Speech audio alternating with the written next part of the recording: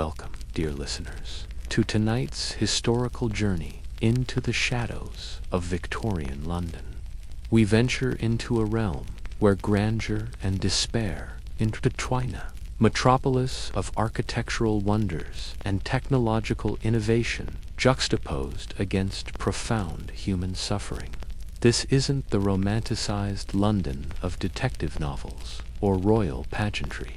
Rather, we explore the authentic Londons shrouded in dense fog, permeated with filth, and enveloped in noxious odors where each sunrise greeted those fortunate enough to witness it.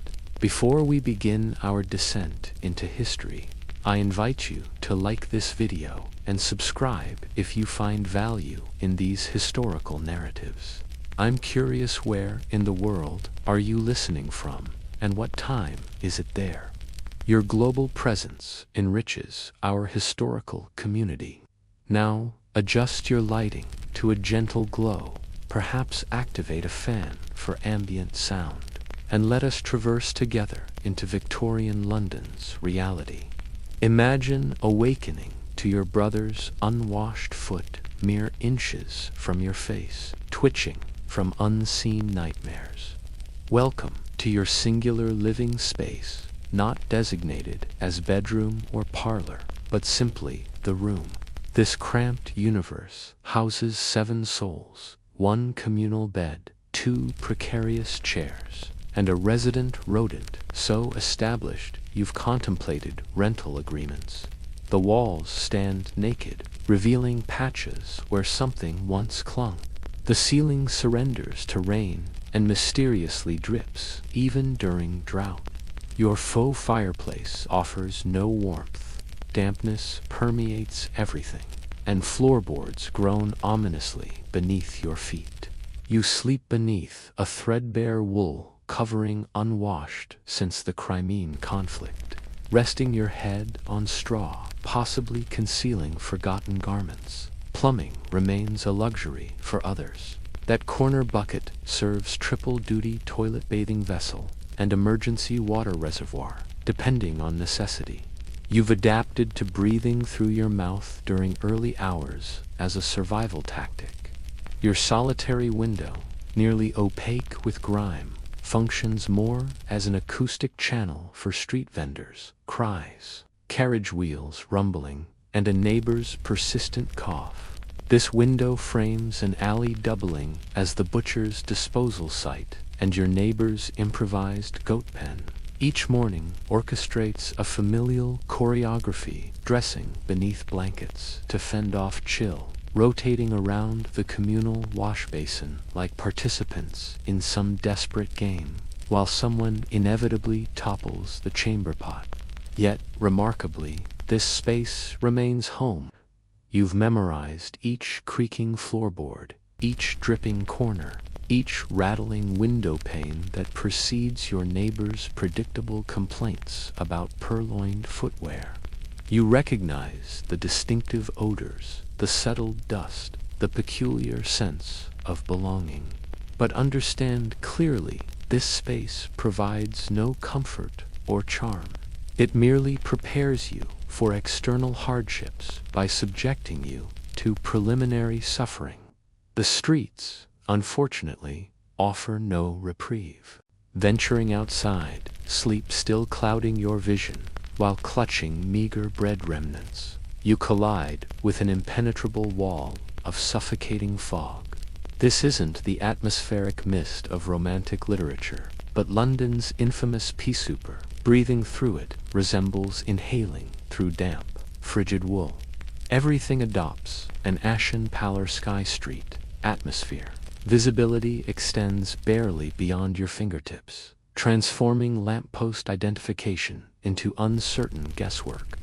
This fog represents more than whether it manifests as a lethal amalgamation of industrial coal emissions and natural condensation. It infiltrates lungs, coats, throats, and bequeaths clothing with London's signature aesthetic, soot-stained and potentially combustible. Coughing becomes universal, a metropolitan symphony alongside church bells and horse hooves. Children's hacking suggests lifelong tobacco habits. Elderly men's coughs vibrate window glass, while physicians recommend countryside relocations. Splendid advice for landowners with self-contained respiratory systems. The olfactory experience presents complex layers: chimney residue, sewage evaporation, equine waste, and lingering overcooked vegetables. A hypothetical perfumer might label this essence of urban affliction. It permeates everything from hair to bread to your single presentable shirt, reserved for funerals and employment interviews, all bearing progress's aromatic signature. Most disconcertingly, nobody expresses surprise. Citizens navigate blindly, quite literally. Street illumination burns perpetually without providing clarity. Nearby, someone stumbles in an alleyway, while another curses as their umbrella vanishes into spectral mist. Nightfall intensifies the phenomenon as fog infiltrates doorway crevices and blankets tenements. Without candlelight, navigation becomes perilous, potentially leading into fireplaces or unintentional encounters with neighbors. Indeed, Victorian London's atmosphere doesn't merely suffocate it, marks, fumigates, and challenges continued respiration. And you've yet to encounter the street market. Having escaped your bed and smoke-saturated dwelling into the day's grayish beginnings, hunger announces itself. Breakfast in Victorian London represents less sustenance than an exercise in diminished expectations. For the working class, which almost certainly includes breakfast, excludes eggs, toast, or substantial bacon. Instead, you receive bread crusts resembling construction materials, perhaps porridge if rodents have spared your oats, and invariably tea valued not for comfort, but because boiling might neutralize pathogens. Milk becomes a luxury, and even then constitutes a gamble, often diluted or preserved with formaldehyde by enterprising merchants with flexible interpretations of consumer safety. Sugar remains prohibitively expensive. Butter exists primarily in folklore, and jam appears only through inheritance. Proximity to bakeries might grant olfactory access to freshly baked bread, but recognize such aromas as belonging to others, typically gentlemen with formal headwear and established surnames. The truly unfortunate orphans, widows, or technological casualties might queue at workhouses for indeterminate gruel. Its warmth and edibility constitute its only commendable qualities. Street vendors offer fried potatoes or questionable meat pastries, though the meat defies identification. Cooking oil appears ancient, and digestive consequences seem probable. Nevertheless, hunger transforms these aromas into something strangely appealing. Meals occur rapidly, standing, wrapped in coats, doubling as psychological shields. No dining room, no ambient musically pervasive fog, metallic clanging, and distant accusations regarding purloined coal. With stomachs partially satisfied, but spirits unimproved, you prepare to confront London's streets, the true metropolitan monster. Behold, Victorian London's thoroughfares, a sprawling, chaotic organism pulsating with smoke, mud, and collective misery. Each footstep represents calculated risk-taking, and streets remain indifferent to your punctuality or survival concerns. First observation: sidewalks exist theoretically when present. They remain so narrow, deteriorated, and congested that their protective function becomes aspirational rather than actual. The roadway presents a miry battlefield of hoof impacts, carriage wheels, and ankle-deep sludge. Horse-drawn conveyances careen at alarming velocities, while carriages navigate corners carelessly. One misstep delivers you face first into suspicious puddles, emanating odors, suggesting decomposition likely, because something indeed decomposes within. Mind the central gutters carrying the metropolis's discarded inventory, decaying produce, rodent carcasses, coal residue, nocturnal chamber pot emissions from upper windows, and occasional footwear.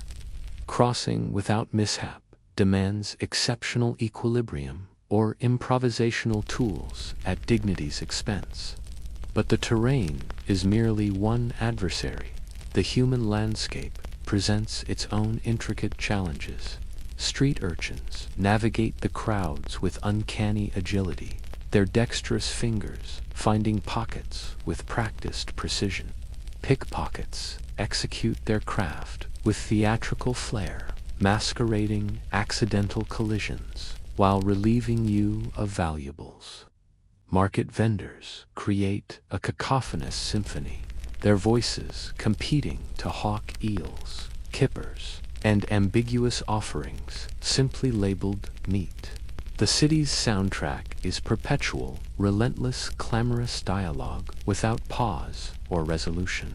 The Metropolitan Police, coppers in local parlance affect an air of authority while strategically overlooking much of the surrounding chaos. Should violence erupt, their response depends entirely on shift schedules and whether financial incentives have encouraged selective blindness. Their blue uniforms materialize, eventually, deliberate in pace, arriving precisely when the crisis has typically resolved itself. The atmospheric assault continues unabated, smog now enriched with the pungent bouquet of equine waste and tobacco smoke. In moments of relative quiet, St. Paul's Cathedral bells penetrate the haze, though. Perhaps it's merely auditory distortion following a street vendor's impassioned declarations about chimney maintenance directly beside your ear. Precipitation transforms these thoroughfares into veritable canals of squalor. No one offers shelter, no expressions register surprise. One simply secures one's coat more tightly and proceeds through the deluge, silently hoping footwear survives the corrosive baptism of London's liquefied filth. This constitutes merely your daily transit. Navigate this gauntlet successfully, and perhaps employment awaits, or, at minimum, sufficient compensation to secure modest sustenance and maintain rodent populations at manageable distances from your extremities.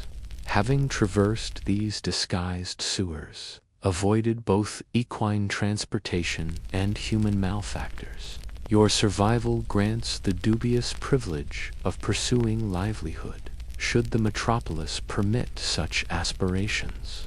In Victorian London, employment transcends mere occupation. It represents an endurance ritual, a methodical disintegration masked by illusory stability.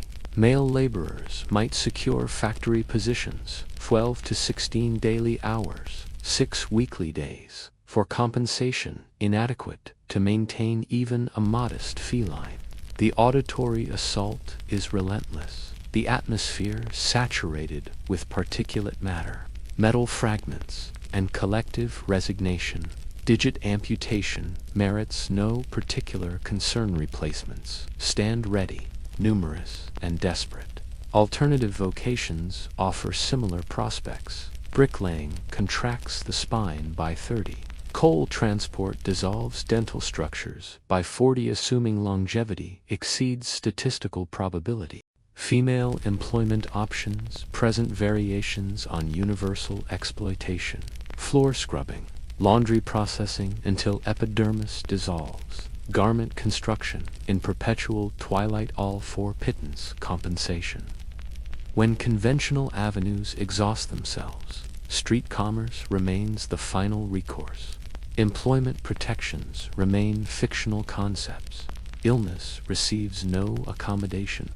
Safety measures exist primarily in imagination. Sympathy constitutes an unaffordable luxury. Perhaps you become a chimney sweep or mudlark, excavating Thames shorelines during low tide for salvageable detritus rope fragments, metal components, skeletal remains, anything with minimal market value. The olfactory experience comes complimentary. Intestinal disease inevitably follows. The workhouse represents institutional benevolence, that paradoxical establishment where destitution receives assistance through systematic exploitation, offering nutritional sustenance deliberately formulated to discourage repeated visitation. Survival objectives remain modest, existence without excessive auditory evidence. Employment remains transitory. Physical deterioration demonstrates remarkable permanence. Injuries translate directly to nutritional deficiency. Worker protections, compensation, medical provision, administrative advocacy remain futuristic fantasies.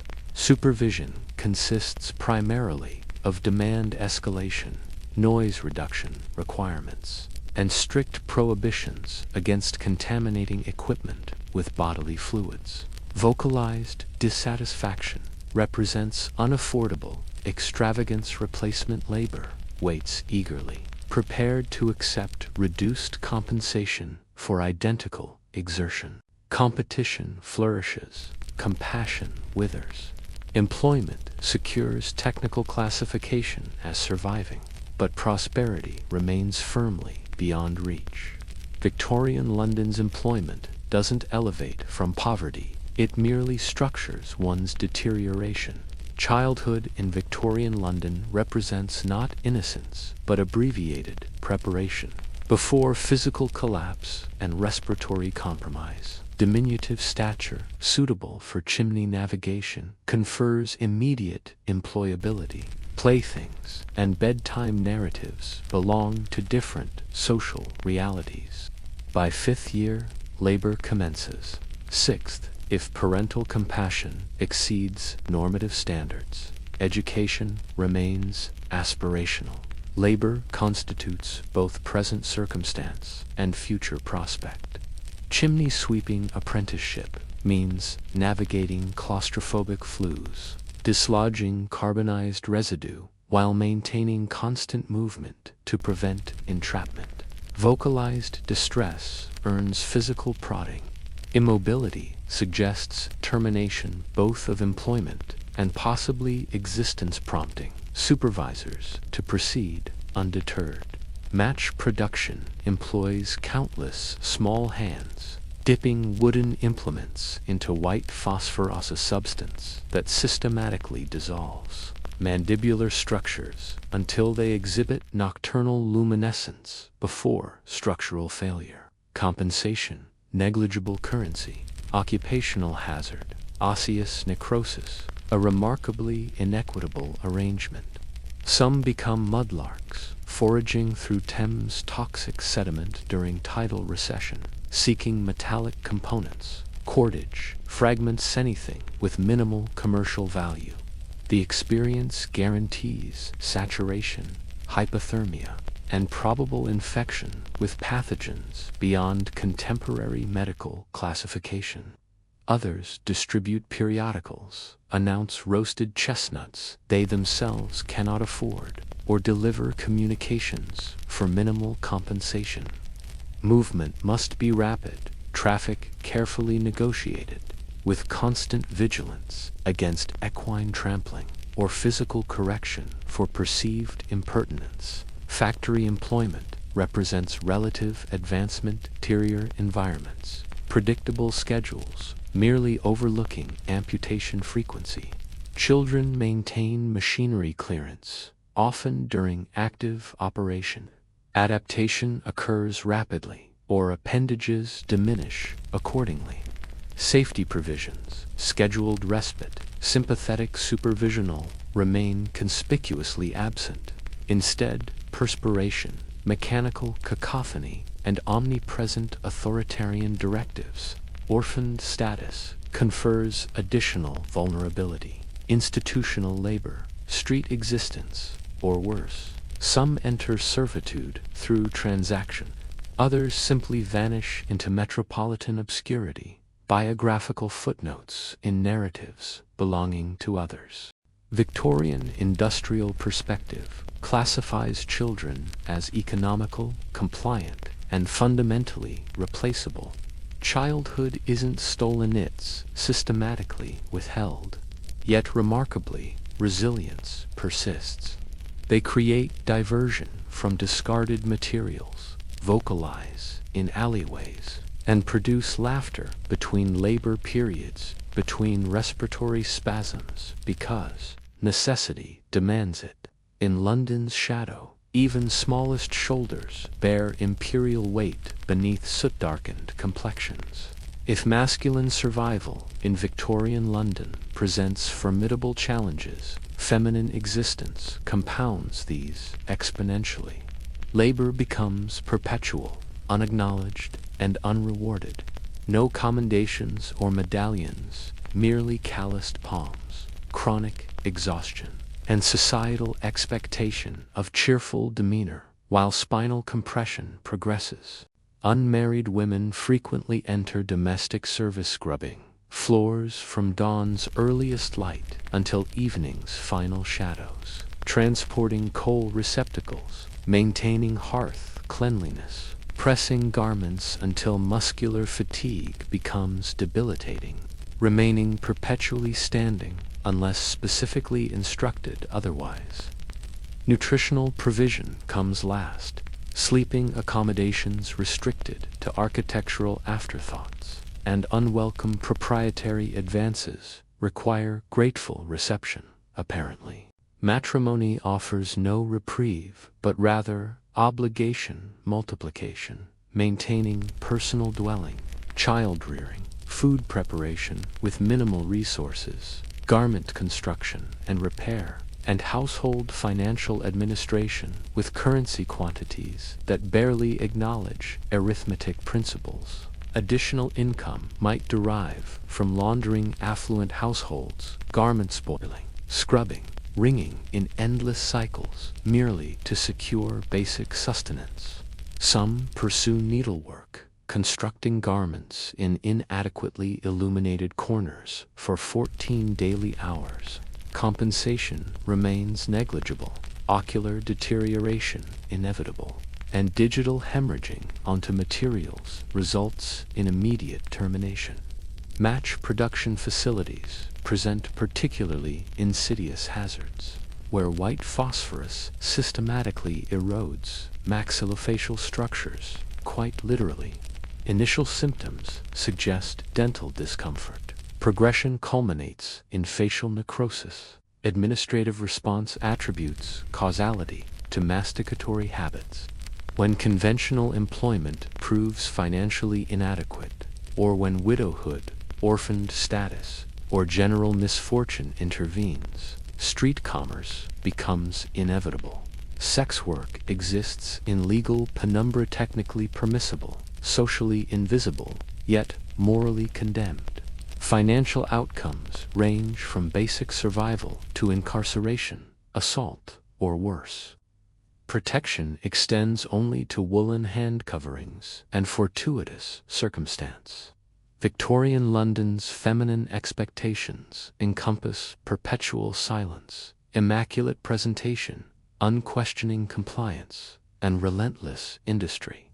Moral centrality becomes mandatory even when dwelling lacks structural integrity, thermal regulation, or discernible future. Legal protections, maternal accommodation, social insurance all remain non-existent. Support derives exclusively from female solidarity, alternately compassionate and competitive, navigating identical, desperate circumstances. Yet perseverance prevails through stoic determination, whispered humor, and physiological adaptations to centuries of uncompensated labor. Somehow, maternal comfort and environmental maintenance remain priorities because someone must maintain these responsibilities. You might have dodged the horses, survived the soot, and even secured employment. But in Victorian London, disease remains an inescapable shadow. It permeates every corner of existence, lurking in water droplets, clinging to wall crevices, floating in the fog-laden air, and perhaps even nestled within that meat pie you purchased for lunch. Illness doesn't announce its arrival. Rather, it accompanies you on tram journeys, shares your cramped tenement quarters, and infiltrates your lungs while you stand in bread queues. Consider tuberculosis or consumption, as Victorians aptly named it, for it truly consumes everything: lungs, vitality, and eventually hope itself. The distinctive cough resonates deep within the chest, persistent and blood-flecked. Everyone's acquaintance circle includes at least one victim. Most continue laboring until their final collapse. Then there's cholera, arriving through contaminated water with merciless swiftness. One moment you're functioning normally, the next, violent illness overtakes you, vomiting, severe dehydration, and the humiliating struggle to maintain bodily dignity in public spaces. It spreads with terrifying efficiency, entire streets falling silent. Authorities chain the neighborhood pump shut, a futile gesture arriving long after devastation has claimed its toll. Typhoid, scarlet fever, and diphtheria make regular appearances in London's disease repertoire. Each presents distinctive symptoms, yet they share one cruel commonality: disproportionate impact on impoverished communities. Without means for proper medical attention, you're relegated to folk remedies, homemade poultices, or perhaps most abundant of all, desperate hope. Fortunately, Victorian pharmacopoeia offers laudanum, that beloved tincture of opium suspended in alcohol, available without prescription. Experiencing fever, laudanum provides relief. Suffering menstrual discomfort, laudanum offers solace. Mourning your 8th child's premature death, double the dosage. Mortality remains inevitable, but at least it approaches through a haze of pharmaceutical tranquility. As for medical practitioners, their intentions occasionally align with healing. However, Victorian medicine remains largely speculative practice, adorned with Latin terminology. Leeches maintain therapeutic popularity. Surgical procedures proceed without gloves, and antiseptic protocols exist merely as theoretical concepts in Joseph Lister's progressive mind. Move your survival prospects with a street barber hardly differ from those with certified physicians. Disease may technically disregard social boundaries, but living conditions accelerate its selection process. Inadequate sanitation, non-existent ventilation, overcrowded accommodations, these create perfect conditions for microbes, misery, and extensive mold growth. In Victorian London's harsh reality, if rapid death doesn't claim you, gradual deterioration certainly will. Perhaps you've maintained vertical posture thus far, time to replenish fluids. Perspiration saturates your soot-blackened shirt. Parched lips cracked painfully, and your throat feels abraded by coal particulates, ready for refreshment. Beware, for in Victorian London, water represents not sustenance, but parallel-loaded weapon disguised as hydration. Consider the Thames, London's supposed lifeblood. This waterway simultaneously functions as communal toilet, industrial disposal site, animal cemetery, and, ironically, the metropolitan water supply. Envision a noxious brew of decomposing vegetation, chemical waste, deceased animals, human excrement, and putrefying aquatic life flowing past Parliament's majestic facade. Now, pour yourself a cupful and offer a sardonic toast. The water company insists on filtration processes. This translates to passage through gravel layers, administrative optimism, and perhaps discarded footwear. Working-class neighborhood residents might access water from communal street pumps, shared with hundreds of neighbors and adjacent industrial operations. Most insidious of all, water's deadly nature remains invisible until catastrophe strikes. Cholera and typhoid thrive in contaminated supplies, circulating through distribution systems like microscopic predators. Entire families perish within days.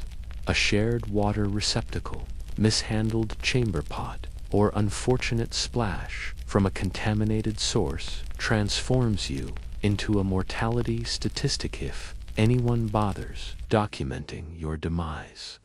Bathing facilities, a quaint luxury. Middle-class households might share a single tub weekly. Impoverished families make do with kitchen basins monthly, if fortunate. That same water might subsequently cleanse dishes, launder clothing, or soothe aching extremities.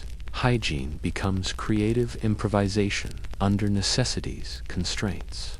Eventually, governmental sewage infrastructure arrives, prompted by the infamous Great Stink of 1858, when Thames odors became so intolerable that Parliament abandoned its chambers. Only overwhelming olfactory assault prompted infrastructure development.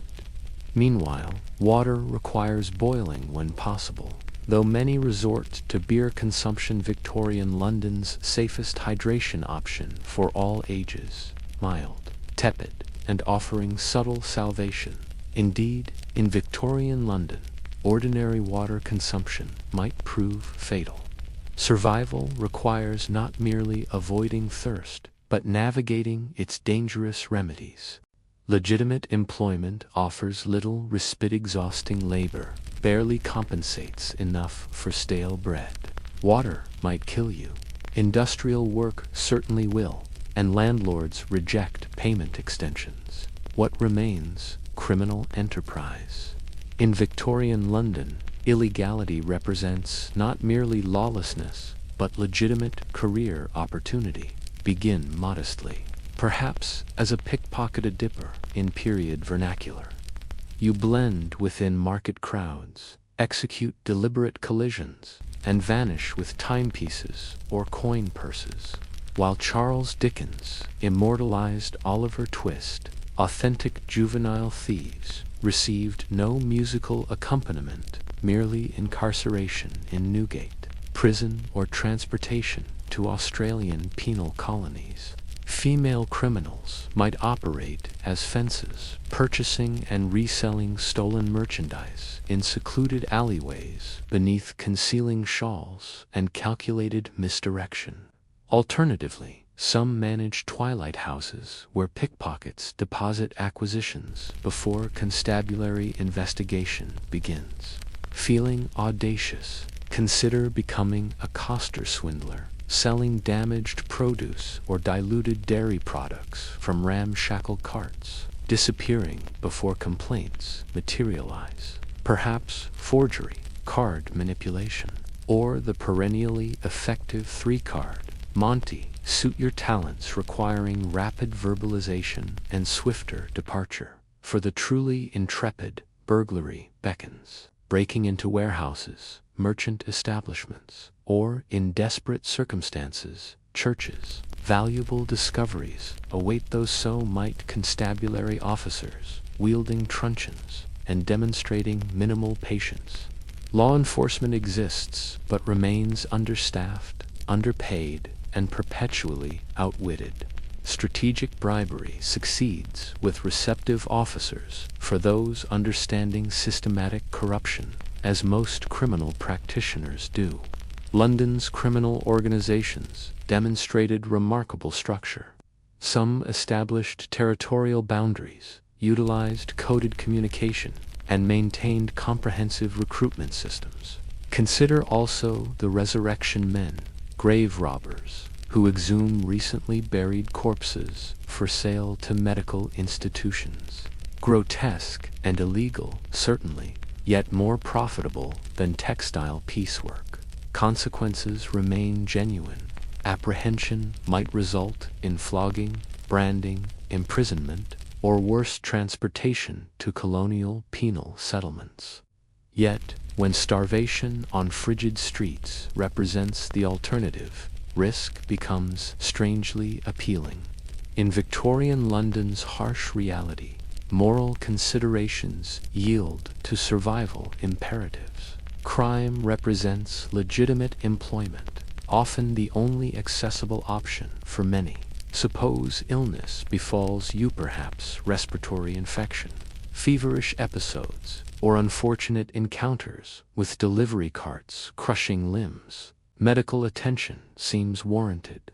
Prepare for disappointment, as Victorian London's medicine represents less therapeutic science than creative experimentation with sharp implements. Physicians exist, certainly. Some even display professional attire.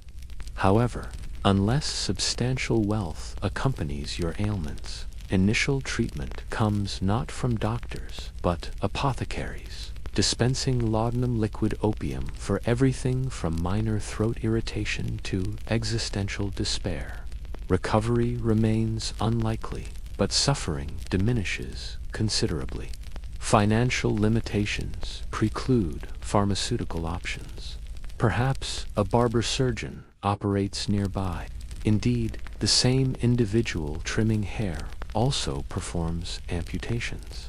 Infected wounds warrant limb removal without anesthesia or antiseptic protocols. Merely wooden implements for biting and receptacles for vocal expressions of agony. Hospital admission practically unthinkable. These institutions overflow with patients, lack proper ventilation, and emanate odors of neglected bandages and abandoned optimism. Surgical instruments remain contaminated between procedures. Surgeons casually wipe bloodied hands on aprons before addressing subsequent patients. While germ theory exists scientifically, many practitioners still attribute disease to atmospheric miasma and moral deficiencies. Should you survive the initial treatment, infection often delivers the final blow. A mere splinter transforms into a death sentence, while a simple toothache stands mere hours from deadly sepsis. As for childbirth, women enter with pain and depart with either a newborn, a tombstone, or tragically, both. Medical texts overflow with misguided confidence and erroneous theories. Physicians prescribe bloodletting, mustard plasters, or gentle electrical stimulation to rebalance the humors. They attempt to restore equilibrium by systematic depletion, primarily of blood, finances, and ultimately, any remaining optimism. A handful of progressive practitioners champion revolutionary concepts: basic hygiene, hand-washing protocols, antiseptic applications. Yet, their medical colleagues routinely ridicule such innovations. After all, how dare anyone suggest a gentleman physician's hands might harbor invisible pathogens? Most illness sufferers adopt practical approaches: patient endurance. They consume herbal infusions, illuminate prayer candles, and maintain perfect stillness. Recognizing each treatment carries substantial risk, recovery seems more coincidental than intentional. Medical consultation represents not healing optimism, but desperation's final resort, and occasionally, just occasionally, one emerges alive. As twilight descends, gaslight illuminations flicker reluctantly to life, while fog congeals like a funeral shroud. One might assume London grows tranquil after dark, but Victorian reality proves otherwise. When daylight retreats, genuine dangers emerge from shadows. Abandoned notions of cozy hearths and peaceful evenings. Nighttime streets belong to darkness, teeming with unseen threats. Gaslight barely penetrates the mist, Every form becomes mere silhouette, stooped figure lurking between buildings, a cloaked shape behind lampposts, footsteps echoing with unsettling irregularity. Solitary nighttime wanderers qualify as either hopelessly lost or utterly desperate. Constabulary officers patrol in protective pairs, brandishing truncheons with practiced intimidation. Yet even law enforcement recognizes certain passageways remain beyond their authority. Criminal elements claim nocturnal dominance, their footwear typically softer than police issue boots. Thieves, murderers, and pickpockets flourish in darkness. Should your journey necessitate Whitechapel or Limehouse Passage, instinctively hold your breath while accelerating pace not from supernatural dread, but because watchful eyes track your movements. And during 1888, those eyes might belong to someone wielding deadly steel. Female pedestrians face triple jeopardy after sunset. Men observe predatorily from shadowed corners. Propositions arrive as whispers, some await response. Others dispense with such formalities. Darkness conceals everything: facial features, desperate cries, occasionally corpses themselves. Even domestic sanctuary proves unreliable. Tenement structures emit constant structural complaints. Rodents scratch persistently within walls. Violent disputes erupt 2 floors below, concluding with shattered glass or fractured bones. Occasionally, residents disappear permanently, provoking neither inquiry nor investigation. Consider also conflagration hazards. Chimneys discharged dangerous sparks. Cooking stoves topple. Overturned oil lamps ignite sleeping pallets instantly. No smoke detection devices. No rapid response. Firefighting units, merely panicked neighbors, hurling inadequate water quantities toward uncontrollable infernos. Necessary nighttime excursions require candle or lantern illumination, accompanied by fervent hope that flames resist extinguishment by wind gusts or, worse, attract unwanted attention. Within Victorian London, nighttime represents not restorative slumber, but calculated risk. Impoverished residents sleep vigilantly, one eye perpetually open, one ear attuned to staircase creaks. For countless inhabitants, morning represents merely another survival milestone. Dawn eventually breaks, or at least one presumes, so as Victorian London's illumination manifests, not visually, but through assumption, filtered through suffocating atmospheric contamination. Morning fog advances like sentient entity, a greasy, gray miasma composed of coal particulates, natural mist, chimney residue, and exhausted exhalations from countless overworked industrial boilers. It envelops architectural structures, infiltrates structural gaps, and colonizes respiratory systems like unwelcome squatters, refusing eviction notices. Coughing persists perpetually, never truly ceases. Atmospheric contamination irritates throat tissues, adheres to dermal surfaces, and coats eyelashes with sticky residue. Everyone coughs continuously. It constitutes essential urban soundtrack, alongside church bell tolling, horsehoof percussion, and merchant proclamations regarding root vegetables. Window cleaning yields blackened cloths. Hand washing produces gray water. Garments, despite rigorous laundering, perpetually exude faint aromas of combustion and resignation. Even draperies accumulate soot deposits, hanging ponderous and rigid, like silent witnesses to countless tragedies. Window opening contemplation quickly dissolves upon remembering exterior conditions, intensified smoke, accumulated filth, and competing chimney emissions. Most disturbing, this represents normalcy. London residents inhabit perpetual partial darkness. Sunlight exists merely as unsubstantiated rumor. Reading requires ocular strain. Children develop pallid complexions. Windowsill vegetation succumbs to atmospheric asphyxiation. Outdoor laundry drying guarantees soot-impregnated garments, potentially containing arsenic traces. During the notorious Great Smogs, the atmosphere thickened into an impenetrable shroud, where visibility vanished beneath your very nose. Pedestrians became disoriented, mere steps from their doorways. Omnibuses collided blindly, and vessels on the Thames drifted into catastrophic encounters. The devastating fog of 1873 persisted relentlessly for 5 consecutive days, claiming over 270 souls, yet London barely acknowledged this atmospheric assault. The impoverished suffered disproportionately, their hearths fueled by inferior coal, their dwellings offering minimal protection, their respiratory systems already compromised. Children gasped through winter months like elderly canines, their lungs fighting for every breath.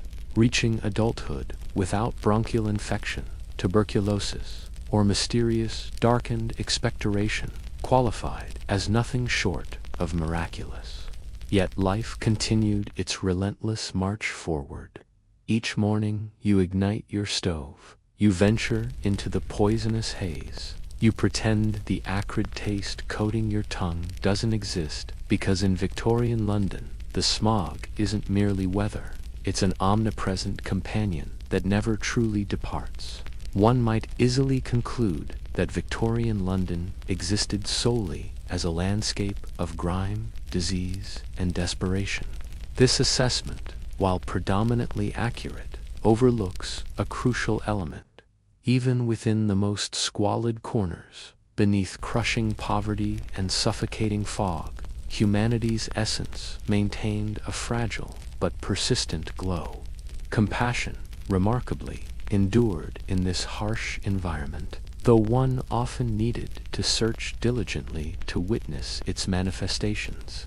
Evidence appeared in quiet gestures, desperately needed loaf, shared surreptitiously between neighboring families when resources vanished before wages arrived, or a woman surrendering her final halfpenny to a shoeless child with lacerated feet.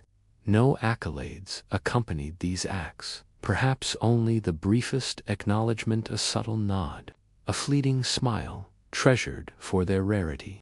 Even within the bleakest environments, cramped tenements, shadowed passageways, oppressive workhouses, individuals protected one another, not universally, not flawlessly, but frequently enough to demonstrate that London's harshness hadn't completely extinguished their humanity. Small mercies manifested everywhere. A mother relinquishing her heated brick on frigid nights, an experienced chimney sweep guiding a novice through dangerous flues, a dying laborer bequeathing his boots to someone with strength remaining for employment. These weren't grandiose demonstrations, but quiet affirmations of shared humanity, more valuable than gold in an environment where hope existed as a carefully rationed commodity. Public houses served as essential sanctuaries, malodorous, overcrowded, yet absolutely indispensable. Here, people congregated to sing, exchange humor, and temporarily drown sorrows in communal solidarity. Meat might remain an unattainable luxury, but laughter could be shared over diluted ale. Street entertainers, penny dreadful merchants, blind musicians, at intersections all contributed to a patchwork tapestry of comfort, subtle reminders that not every aspect of urban existence intended harm. Kindness in this environment wasn't idealistic but pragmatic, born from collective hardship. When institutions failed to acknowledge your existence, when privileged classes rendered you invisible, your only protection came from mutual support. Thus, despite overwhelming adversity, the filth, fevers, and fog people continued loving, marrying, nurturing children, and harboring optimism, because discovering compassion within gutters, feeling warmth amid cold, sharing meager sustenance, or hearing a softly hummed lullaby suggested that perhaps the city's crushing spirit hadn't claimed complete victory. Not yet. After contemplating suffocating smog, vermin infestations, toxic water supplies, and unqualified apothecaries prescribing opium for fractures, consider honestly, would you survive Victorian London? The probability remains doubtful. This metropolis wasn't designed for comfort, but constructed upon coal, perspiration, and broken bodies of laborers. Each dawn presented renewed battles against hunger, disease, landlord exploitation, factory supervision, law enforcement, harassment, and persistent sensations of societal abandonment. Modern conveniences, basic hygiene products, antibiotic medications, electric illumination remained non-existent. No social protections existed, no universal health care, no respite from labor, merely another fog-saturated morning where survival until evening constituted success. You'd long for functioning sanitation, dental hygiene, and potable water. You'd wonder at perplexed reactions to teeth cleaning or vegetable inquiries. You'd desperately miss bathing opportunities. So how profoundly you'd miss proper bathing. Nevertheless, survival occurred. People persevered, not through superhuman capabilities, but because alternatives didn't exist. They established labor organizations, maintained families, coordinated work stoppages, authored literature, performed street music, and clutched hope with desperate determination. They experienced joy even amid suffocating fog. They discovered romance within crowded slums, sang comforting melodies over distressed children, and danced in taverns following 16-hour workdays. They transcended mere victimhood, embodying toughness, resilience, and profound humanity. Modern individuals might scarcely survive a single day, not as criticism, but acknowledgement.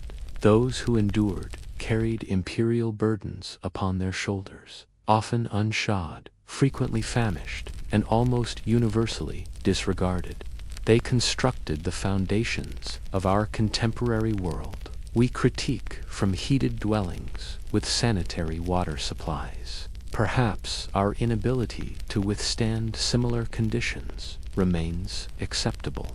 But we must remember these predecessors not as sooty statistics, but as individuals who daily accomplished the seemingly impossible. Gorgo entered existence within a society that didn't merely challenge conventions, it fundamentally redefined them. Unlike broader Greek civilization, renowned for architectural splendor or philosophical discourse, Sparta earned recognition through martial prowess. Gorgo occupied the apex of this unyielding hierarchy. Daughter to King Cleomenes I, one of Sparta's dual monarchs, from earliest consciousness, Gorgo's existence intertwined with political reality. Unlike decorative noble daughters elsewhere, bartered for diplomatic advantage, Spartan women maintained property rights, participated in public discourse, and received education practices that scandalized other Greek societies. Gorgo transcended ordinary Spartan womanhood as sole royal offspring.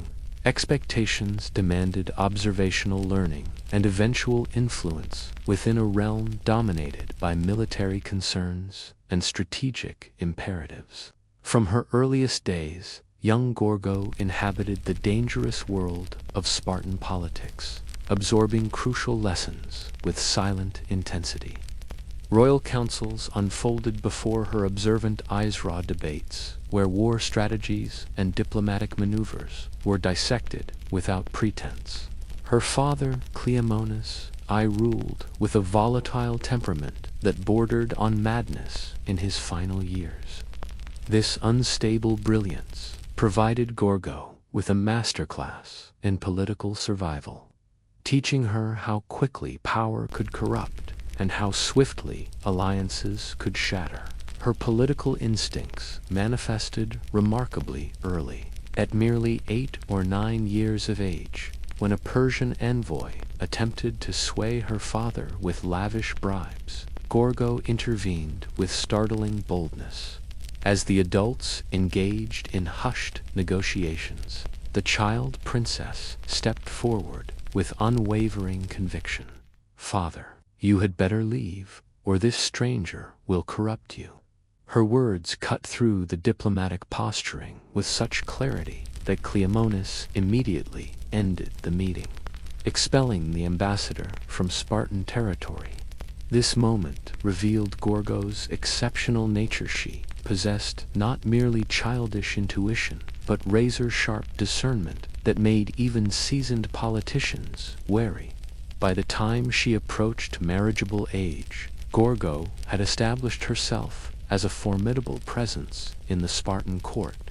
Her royal lineage provided status, but her penetrating intelligence and unflinching judgment earned genuine respect. In a society that prized directness, discipline, and unwavering loyalty above all else, Gorgo embodied the highest Spartan virtues. Her trajectory pointed not toward becoming a decorative consort, but toward something Sparta valued far more: strategic mind that could safeguard the state's interests with leonine ferocity, capable of speaking truths that even kings might hesitate to voice. When Gorgo wed King Leonidas, their union bore no resemblance to the romantic pairings celebrated in other Greek city-states. This was quintessentially Spartan, practical, unsentimental, and forged in mutual recognition of strength. Leonidas embodied the warrior ideal, his body marked with battle scars, his reputation built on resolute action rather than flowery rhetoric. Gorgo sought neither tender words nor gentle companionship. She pursued a partnership of equals, where power and purpose aligned. Unlike royal women elsewhere in Greece, who vanished into secluded domestic spheres after marriage, Gorgo's elevation to queen only amplified her political influence. Spartan tradition expected its queens to participate actively in governance, offering counsel and perspective that complemented the martial focus of its kings. The marriage operated on profound mutual respect, both products of Sparta's uncompromising culture. They communicated with characteristic brevity, each syllable weighted with significance. Gorgo brought political acumen, sharpened since childhood, advising on delicate matters ranging from Persian expansionism to intercity rivalries and internal factional disputes. While women throughout Greece remained largely invisible in public affairs, Gorgo's influence radiated both within the royal chambers and beyond, shaping Spartan policy with calculated precision. Her defining moment arrived as war with Persia became inevitable. As Leonidas prepared to lead his legendary force of 300 elite warriors to what would likely be certain death at Thermopylae, Gorgo's farewell contained no theatrical displays of emotion. Instead, she delivered 6 words of crystalline Spartan clarity that would echo through millennia. "Come back with your shield or on it." Those 6 words were no mere farewell.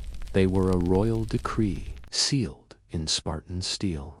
"Come back with your shield or on it" encapsulated the ultimate Spartan ethos: honor in victory or death, with no middle ground. To return without one's shield meant desertion. To be carried upon it meant a warrior's death. For Gorgo's shame was a fate worse than widowhood. Leonidas understood this command perfectly and fulfilled it with unflinching resolve. At the narrow pass of Thermopylae, he and his 300 Spartans stood against the Persian tide, falling to the last man but purchasing with their blood the precious time Greece needed to marshal its defenses. Yet while Leonidas' sacrifice echoed through the marble halls of history, Gorgo's steel-edged words would resonate even louder across the centuries. She hadn't merely bid her husband farewell. She had helped craft the very legend of Thermopylae itself, a testament to Spartan valor that would inspire generations.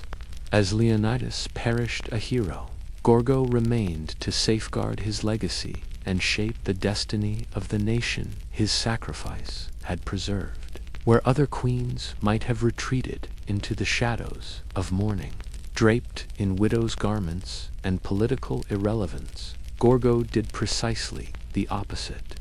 Her influence expanded like a flame fed by adversity.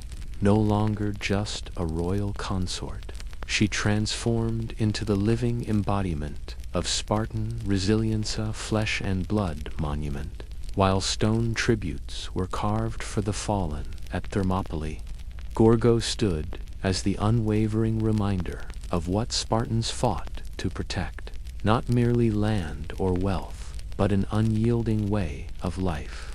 With Leonidas gone, Sparta found itself at its most vulnerable crossroads. Military losses had weakened its fighting force, while politically, the delicate balance of power within Greece teetered dangerously. Persian forces still threatened from the east, alliances fractured under pressure, and throughout the Hellenic world, tension crackled like lightning before a storm. Amidst this maelstrom of uncertainty, Gorgo emerged as both guardian of tradition and master strategist, though historical records fail to document her every political maneuver.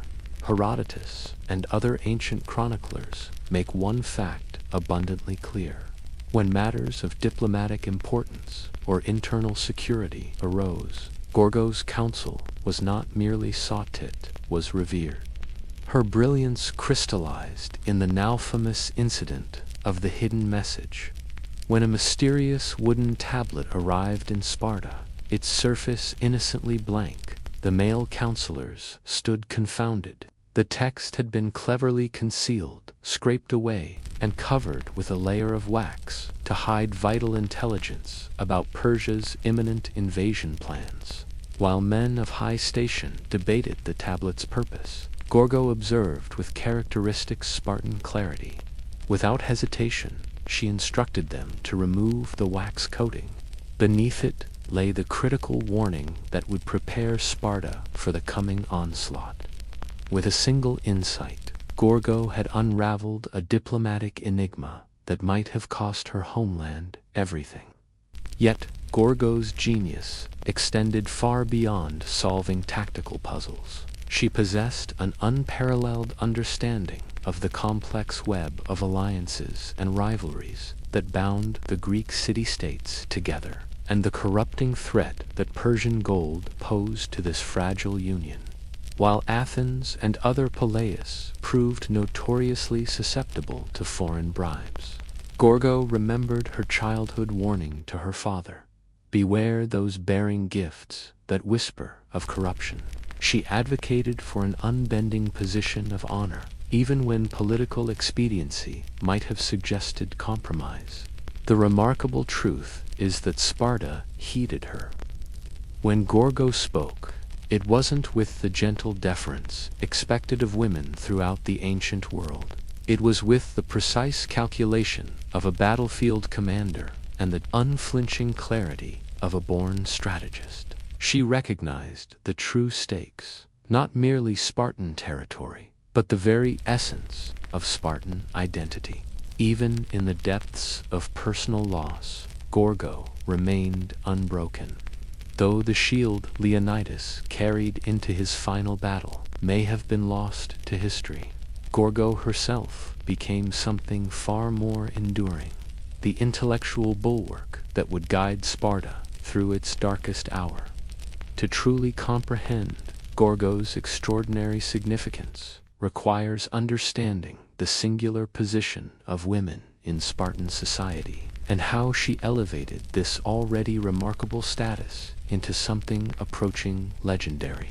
Spartan women occupied a unique place in the ancient world, so different from their counterparts in other Greek city-states that they became objects of both fascination and scandal. While Athenian women were essentially confined to domestic spaces, denied education beyond household management, and excluded from any political discourse, Spartan women were deliberately cultivated to be physically powerful, intellectually sharp, and socially assertive. This wasn't mere cultural peculiarity, it was calculated survival strategy. Spartans believed with pragmatic certainty that strong, intelligent women produced strong, intelligent warriors. Consequently, girls received physical training alongside boys, participating in athletics, wrestling, and running. They were educated not just in domestic arts, but in reasoning, strategy, and the blunt eloquence for which Sparta was renowned. They were expected to be healthy, confident, and perhaps most radically afraid to speak uncomfortable truths to power. Among these formidable Spartan women, Gorgo stood as their exemplar, not merely one warrior mother among many, but the living embodiment of Spartan feminine ideal.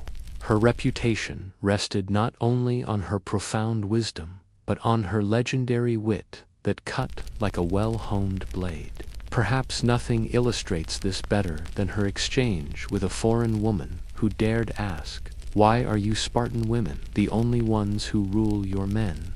Without a moment's hesitation, Gorgo delivered her immortal reply, "Because we are the only women who give birth to men." This wasn't mere clever wordplay, was Spartan philosophy distilled to its essence, revealing a society where female strength wasn't decorative but foundational to the state itself. In Gorgo's Sparta, motherhood transcended the domestic sphere to become a political institution. To bear and raise a Spartan son meant forging a future defender of the state. For Gorgo herself, raising Pleistarchus heir to Leonidas and future king represented her most profound service to Sparta. She meticulously guided his education, immersing him in the brutal virtues of Spartan life: honor before comfort, sacrifice before self-preservation, and unwavering discipline in all things. Under her tutelage, the boy learned that true nobility lay not in seeking personal glory, but in absolute devotion to duty. Yet, for all her influence, Gorgo wielded power with characteristic Spartan restraint. She had no need for ostentatious displays of authority. Her words carried weight precisely because she deployed them with surgical precision. Though she bore no official title beyond queen, her actual power flowed from her penetrating intellect and unimpeachable judgment. While Sparta maintained its formal dual monarchy of male rulers, Gorgo's presence ensured a vigilant strategist always watched from the shadows. She became the living conscience of Sparta, reinforcing its core values, challenging its leaders when necessary, and hardening its resolve in moments of crisis. In redefining queenship, Gorgo ultimately redefined what it meant to be Spartan itself. When Leonidas fell at Thermopylae, the shockwaves reverberated beyond mere personal loss. His death transformed him into a pan-Hellenic martyr and the ultimate symbol of resistance against Persian tyranny.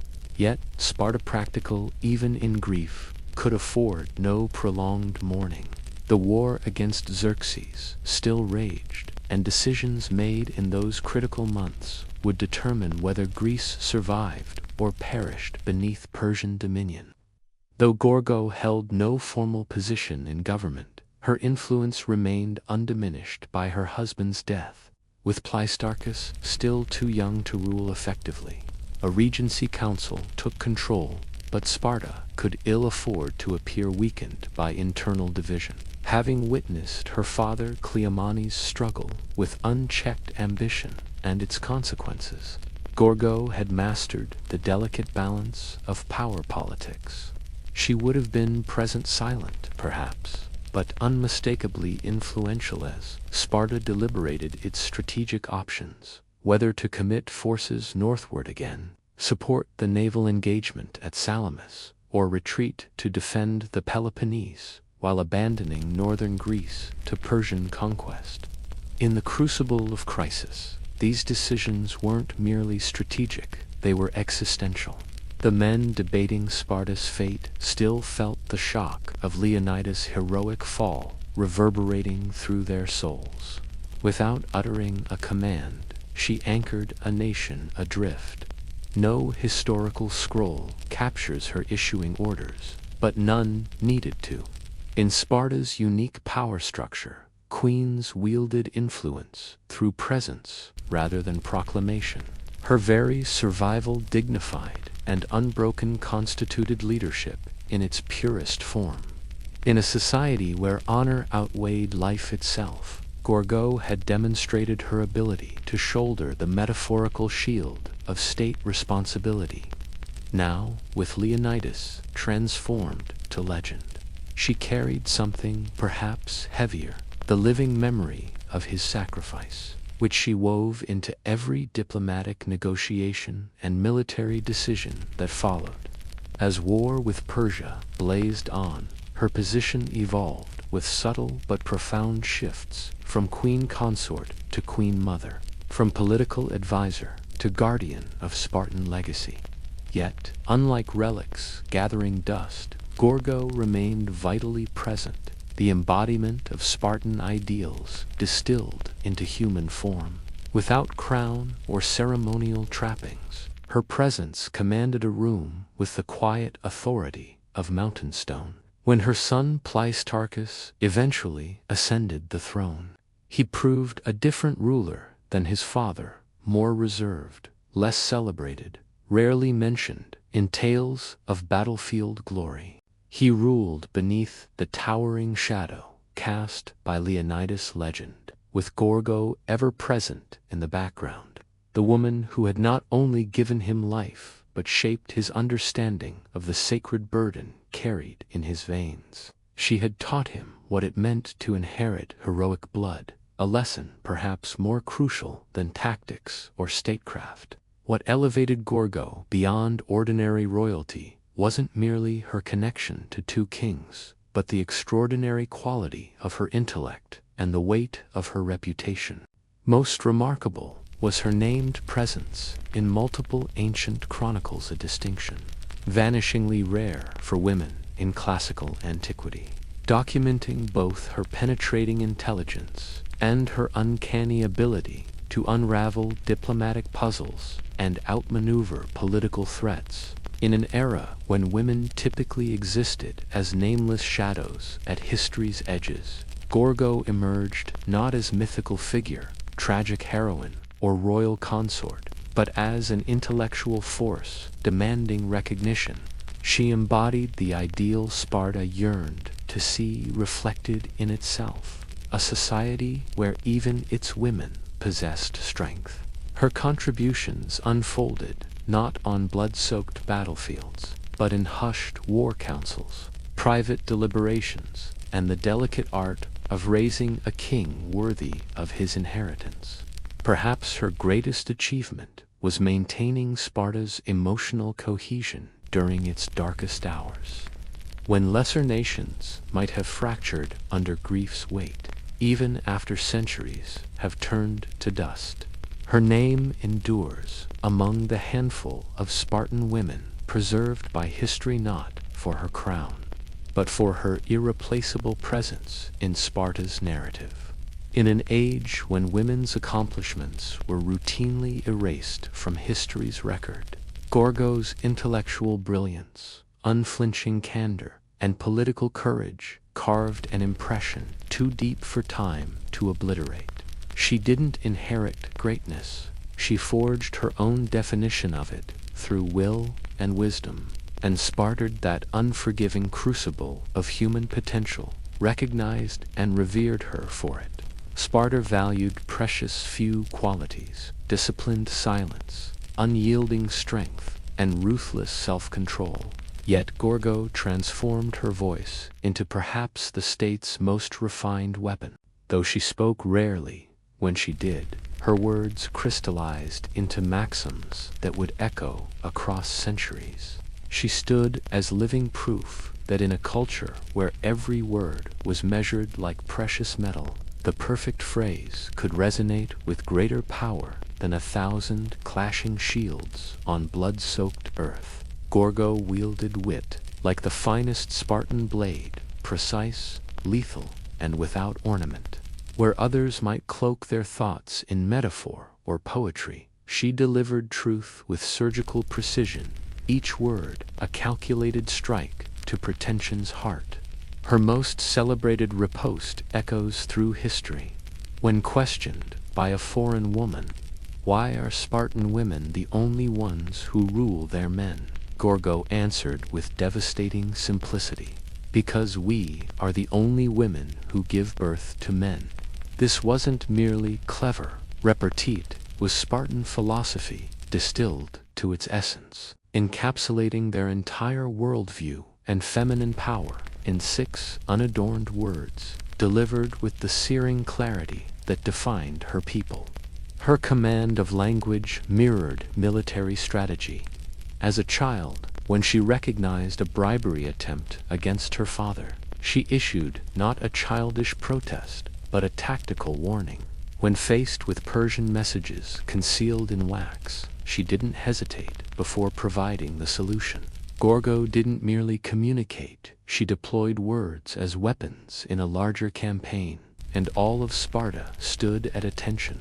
In a society where masculinity and martial prowess reigned supreme, Gorgo transformed the intellectual realm into her own battlefield. Her pronouncements carried the unmistakable cadence of command, reflecting her profound understanding that power wasn't decorative, but functional, a responsibility to be wielded with precision. She needed no volume to command authority. Each statement was a perfectly balanced dagger, thrown with unerring accuracy. The devastating impact of her words stemmed from their unshakable foundation in truth. Gorgo indulged neither in bluffs nor flattery. With perfect clarity, she comprehended what Sparta demanded of its queen, a woman who had witnessed monarchs fall and empires clash, and she met these expectations not with emotional display, but with calculated, indelible responses. While history remembers countless queens for beauty or tragedy, Gorgo's legacy rests on her utterances and her absolute commitment to every syllable she spoke. In Sparta's austere value system, no higher honor existed. Gorgo's twilight years unfolded in a Sparta that remained unyielding to the end. Unlike other Greek city-states that evolved into centers of art and philosophy, Sparta refused to dilute its martial identity. The city remained as it had always been: rigid, fiercely proud, and increasingly isolated. Gorgo, standing unbowed among its stone monuments and bronze shields, witnessed firsthand the long reverberations of Leonida's sacrifice throughout both Sparta and the wider Hellenic world. The Persian threat was ultimately repelled, but victory extracted its price. Sparta emerged from the Persian Wars wreathed in unprecedented prestige, acclaimed as the shield of Greek liberty. Yet, with such honor came inevitable rivalry. Athens, propelled by democratic fervor and commercial ambition, grew increasingly wealthy and influential, transforming gradually from trusted ally to suspected adversary. Tensions between the powers simmered beneath a fragile peace, heralding the approaching tempest of the Peloponnesian War, a conflict destined to define the next generation of Spartans, including Gorgo's own son. If Gorgo perceived the shifting political landscape, she likely recognized with characteristic clarity that Sparta's once indomitable strengths were calcifying into weaknesses. While Athens embraced change and innovation, Sparta remained steadfast in tradition. The same military discipline that had rendered Sparta invincible on the battlefield now left it dangerously inflexible in a changing world. Yet Gorgo, ever the pragmatist, would have accepted this reality with the same unflinching lucidity that had guided her through decades of political turbulence. She had weathered wars beyond the battlefield conflicts of diplomacy, shifting alliances, and internal power struggles that required no shield but demanded equal courage. By her later years, Gorgo had transformed into a living embodiment of Spartan memory, a breathing connection to the legendary Leonidas, a vessel of what Sparta had been at its zenith, and a silent guardian of what it might yet become if it remained true to its essence without succumbing to hubris. History's scrolls fall silent on her final days, yet one can imagine she faced them with the same stoic dignity that defined her life. Her accomplishments transcended the limitations imposed on both women and men of her era. Without holding formal power, she had governed. Without wielding a weapon, she had fought. Without breaking Spartan tradition, she had molded a society so rigid it wouldn't permit even its kings the luxury of weakness. If grief ever pierced her heart, she contained it within the private chambers of her soul. If visions of Sparta's future crossed her mind, they remained unspoken. In the Spartan way, personal sentiment remained hidden. Only legacy endured, and hers had already been forged in the twin metals of Spartan virtue, bronze and blood. Gorgo required no marble monuments or heroic verses to secure her place in history. Her immortality rested in something far more enduring, the collective consciousness of a city-state built upon discipline, honor, and unflinching defiance. Unlike other queens whose narratives became entangled with tragedy or romantic intrigue, Gorgo's legacy stands as a testament to incisive intelligence, political acumen, and unwavering dignity. She existed at the crossroads of Sparta's most legendary figures, daughter to King Cleomena's wife, to the immortalized Leonidas, yet never diminished to a footnote in their chronicles. She commanded her own chapter in Sparta's story. Modern scholars still note with fascination how frequently her name appears in Herodotus' histories, not as a decorative consort, but as an active participant in a world that rarely acknowledged women's voices. Like a well-aimed spear, Gorgo penetrated history's veil of silence.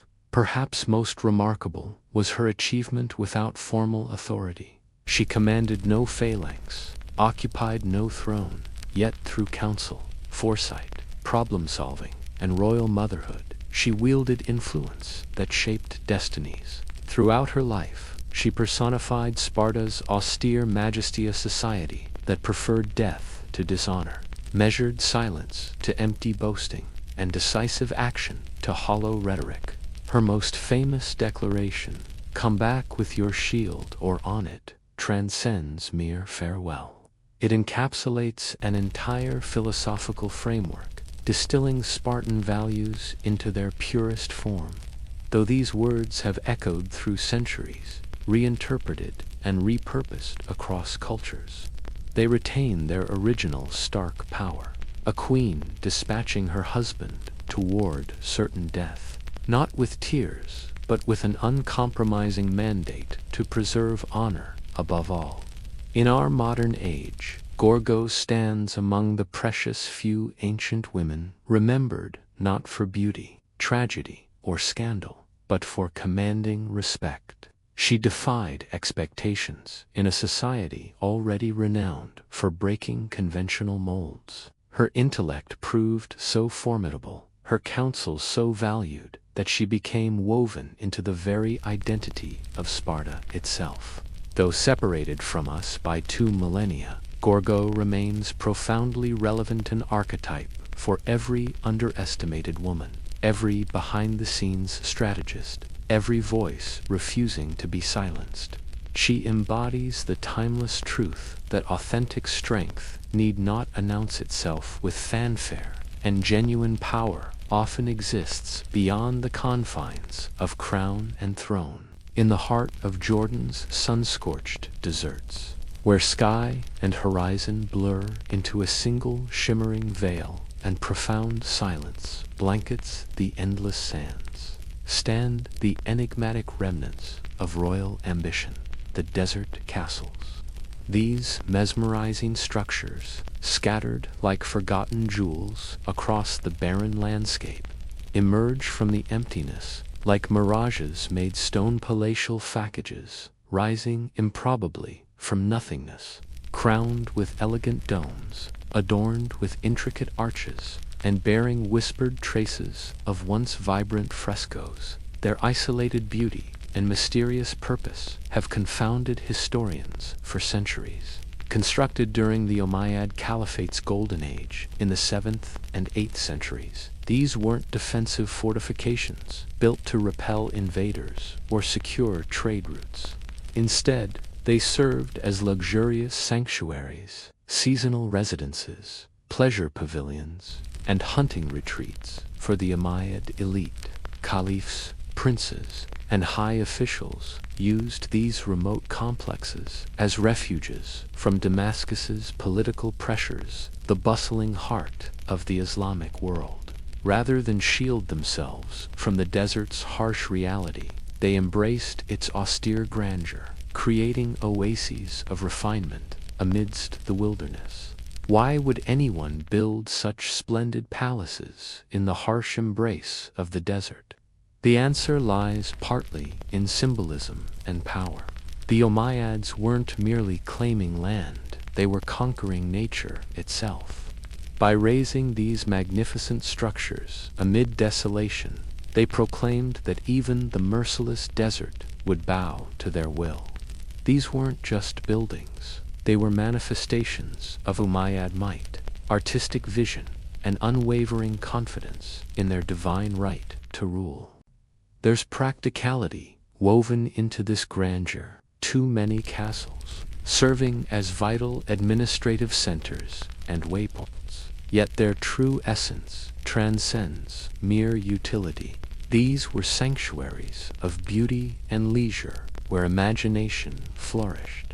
Walls once blazed with vibrant frescoes portraying animals in motion, musicians lost in melody, and surprisingly, Byzantine-inspired nude figures, startling inclusion in early Islamic visual culture. Visitors could gaze at the stars through purpose-built observatories, luxuriate in steaming hammams, or conduct diplomacy in audience chambers adorned with intricate carvings that married geometric precision with organic beauty. Today, these desert palaces slumber half-buried beneath shifting sands that once failed to constrain them. Yet even in their twilight state, they narrate tales of an era when the desert wasn't something to flee, but something to transform. Within these weathered stones, the Umayyads left more than architectural achievements. They embedded the echoes of empire, ambition, and a luxury born of oases that defied logic. To truly comprehend Jordan's desert castles, we must inhabit the mindset of the Umayyads, the first great Islamic dynasty that emerged from Arabia's sands to command an empire stretching from Iberian shores to Central Asian steppes. While Damascus throbbed as their political heart, the Umayyads remained children of their nomadic heritage. The desert wasn't a wasteland to abandon, but their origin story, the crucible that had forged their ancestors into survivors and conquerors. Rather than turning their backs on the wilderness, they brought the fruits of civilization into its very heart.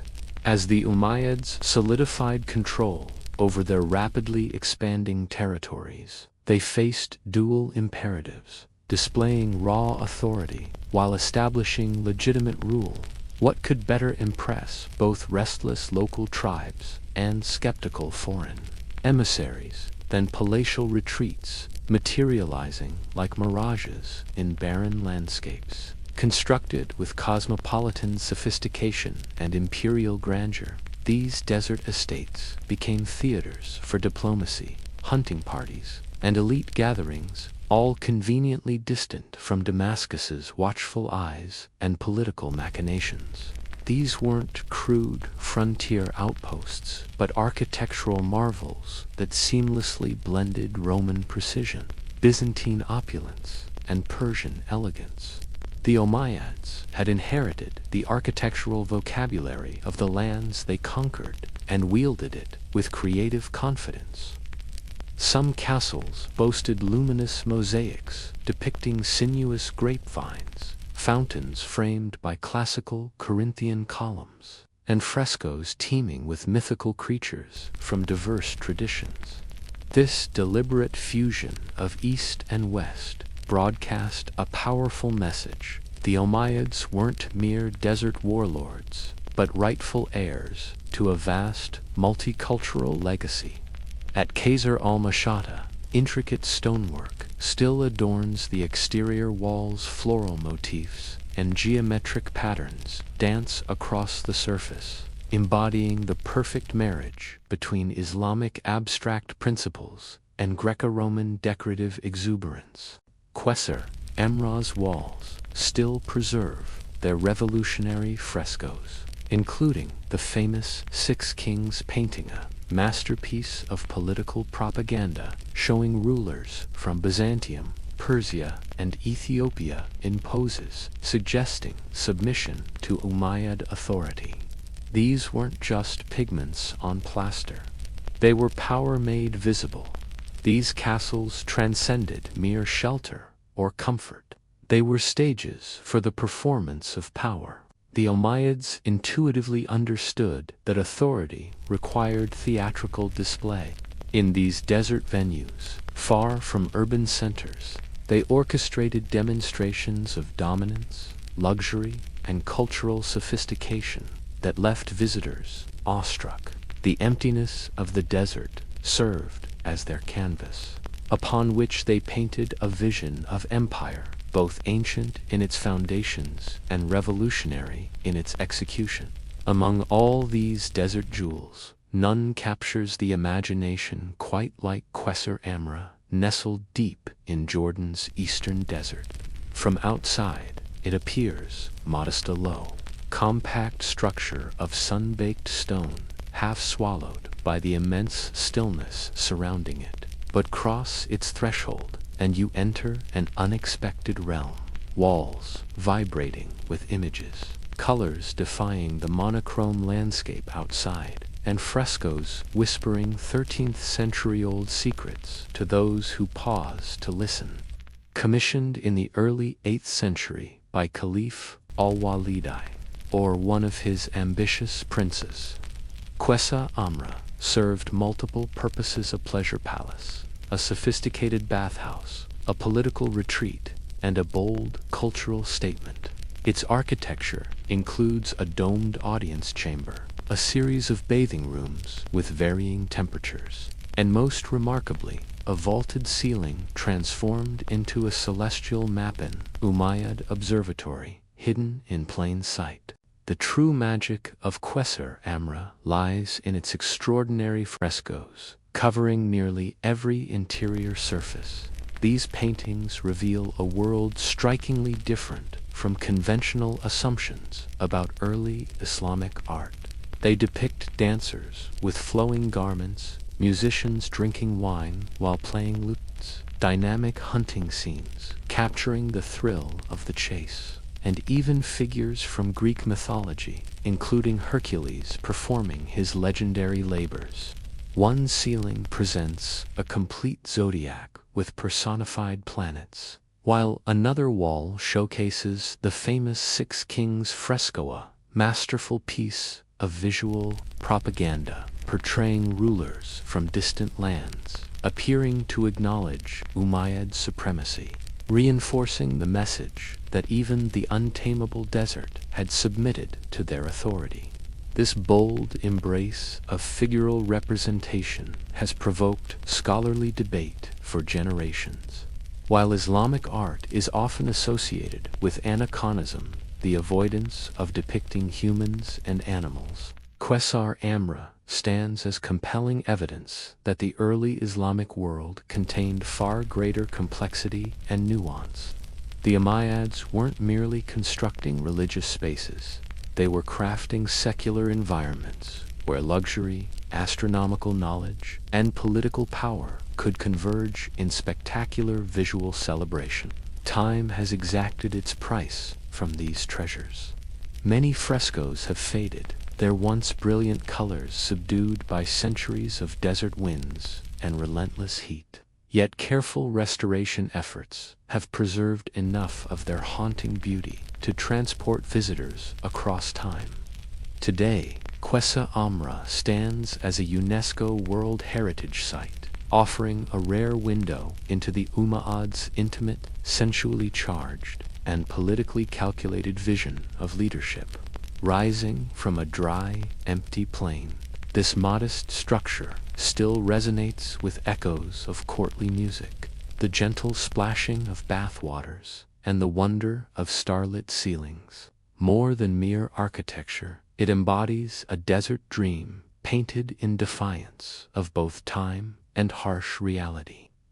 Qesar al-Kharana emerges like a mirage from the desert plains east of Amana, massive, perfectly symmetrical limestone structure built with mathematical precision. From a distance, it presents all the hallmarks of a military fortress: imposing thick walls, narrow vertical slits resembling arrow loops, and an intimidating presence with no visible entrance from three sides. Yet here lies the fascinating paradox. Qesar al-Kharana isn't actually a fortress in any functional sense. Its mysteries lie not in military strategy, but in its enigmatic design and contested purpose. Constructed around the early 8th century, this remarkably well-preserved Umayyad structure continues to divide scholarly opinion about its true function, despite its overtly defensive appearance. Closer examination reveals no practical defensive features, no battlements from which to repel attackers, no sustainable water source for a besieged garrison, and no evidence that soldiers were ever stationed there. The narrow slits in its walls, while resembling arrow loops, are positioned to maximize light and ventilation rather than military advantage. So why this martial disguise? The prevailing theory suggests that Qesar al-Kharana served as a caravanserai, roadside inn where merchants, diplomats, and travelers crossing the desert could find safe harbor. Its approximately 60 rooms, arranged across 2 floors around a central courtyard, could comfortably accommodate travelers, their servants, and animals. Beyond this commercial function, it likely served as a crucial meeting place where tribal leaders could gather, allowing the Umayyad administration to subtly extend influence over the Bedouin tribes who controlled the vital desert routes. Step inside Qesar al-Kharana, and you'll discover an interior that belies its austere exterior. Vaulted ceilings arch overhead like stone skies, while decorative niches carved with meticulous attention punctuate the limestone walls. Traces of plasterwork hint at once vibrant surfaces, now weathered by centuries. The second floor reveals chambers perfectly sized for diplomatic gatherings, intimate enough for hushed negotiations, yet grand enough to convey imperial gravitas. Perhaps most fascinating are the ancient graffiti etched into the walls, left by literate visitors from distant lands, silent testimonies to the castle's cosmopolitan guest list. Kaiser Al-Kharana embodies paradox, outwardly a fortress, inwardly a salon. This architectural ambiguity wasn't accidental. In an era of shifting borders and political fluidity, appearances served strategic purposes. The structure spoke three languages simultaneously: strength to potential enemies, stability to nervous allies, and refined hospitality to honored guests. Modern visitors wandering through these echoing corridors can still feel the weight of history pressing against the stone. Peering through the narrow window slits that frame the endless desert beyond one, can almost hear the whispers of ancient negotiations, tribal alliances formed and broken, and secrets exchanged within these walls. This isn't a castle of battlefield glory, but a monument to the subtler arts of statecraft desert chessboard, where political moves were calculated with precision, standing solitary in Jordan's vast emptiness.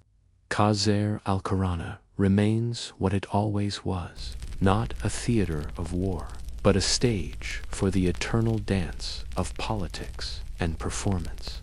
While Qasr al-Mushata lies in ruins today, its fragmented splendor still radiates imperial ambition.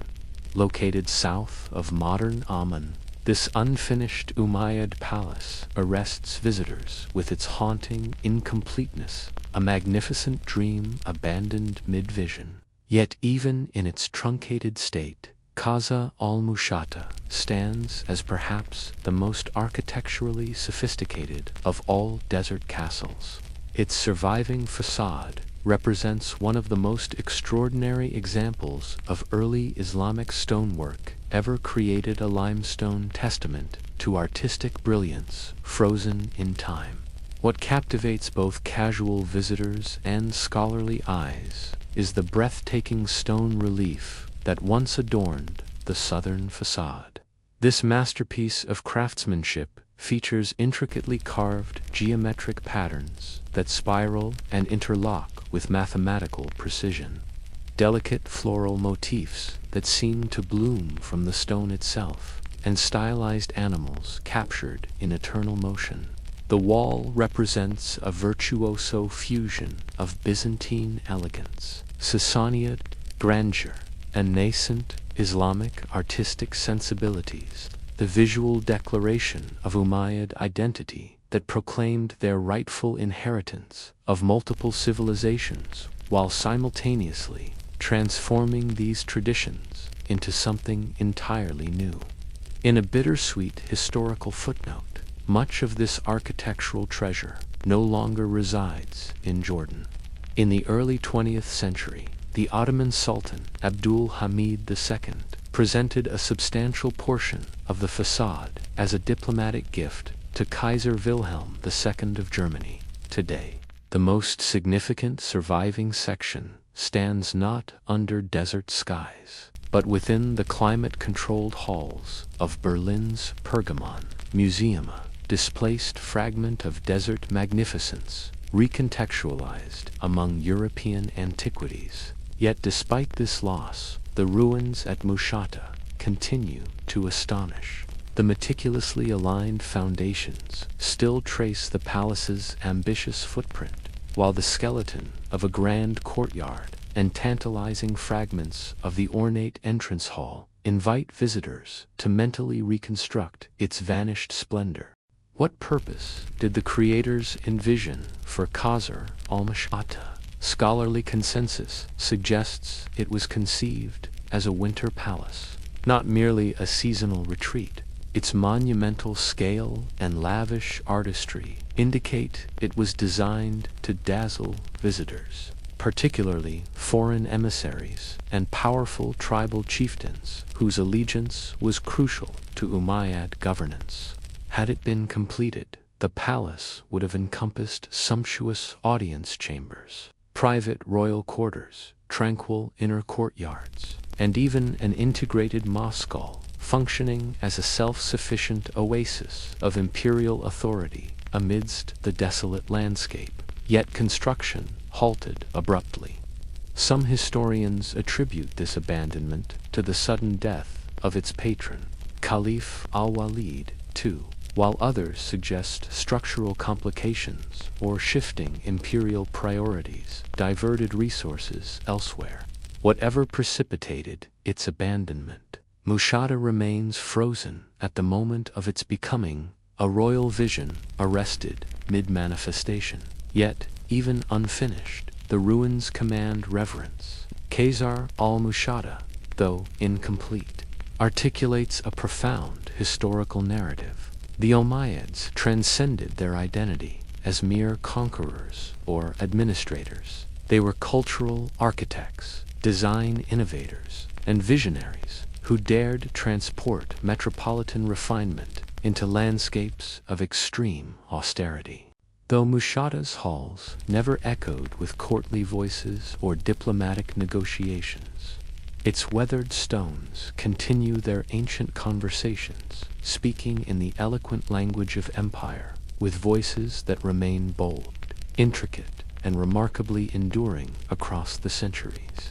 Imagine stepping from scorching desert sands into a world of cool luxury. This jarring contrast defined the Umayyad bathhouses scattered across Jordan's barren landscape. Far from mere functional facilities, these hammams were masterpieces of multi-dimensional design, where the sacred ritual of purification merged with political theater, bodily rejuvenation, and cosmic contemplation.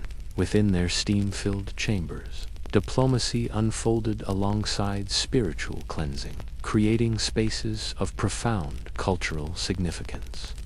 These architectural marvels stand as testament to the Umayyad genius, not simply transplanting buildings, but cultivating entire ecosystems of civilization amid nature's most forbidding terrain. At Queza Amra, this vision reaches its zenith. Behind walls adorned with vibrant artistry lies a complete bathing complex that would make Roman engineers proud. The journey begins in the Apoditerium, where visitors shed both garments and worldly concerns, continues through the Tepidarium's gentle warmth that prepares the body for what comes next, and culminates in the Caldarium's enveloping heat that opens pores and purifies flesh. Beneath it all runs the brilliant hypocaust systeman, intricate network of furnaces and channels circulating heat through floors and walls, employing the same principles that warmed ancient Rome's magnificent thermae. Yet this wasn't simple imitation. The Umayyads transformed these borrowed technologies into expressions uniquely their own, infusing classical engineering with Islamic sensibilities to create spaces that honored both their conquered territories' knowledge and their own cultural vision. In a landscape where each drop of water meant life, these functioning bathhouses represented power incarnate.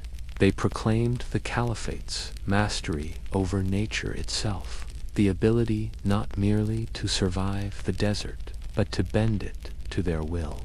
The act of bathing transcended hygiene to become social currency. Within these intimate chambers, rulers could discard formality alongside their robes, hosting tribal chieftains or conducting delicate statecraft away from court intrigue.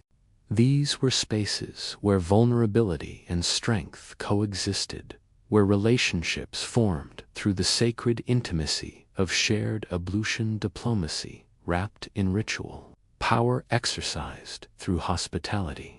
Perhaps most astonishing is the artistic program adorning these steamy sanctuaries.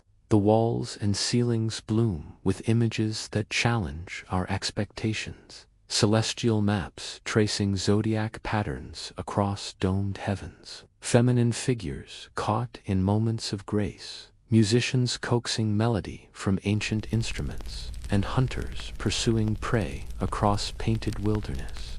In Quessa Amra's remarkable dome, Constellations wheel overhead in meticulous astronomical detail, transforming the mundane act of bathing into a cosmic ritual.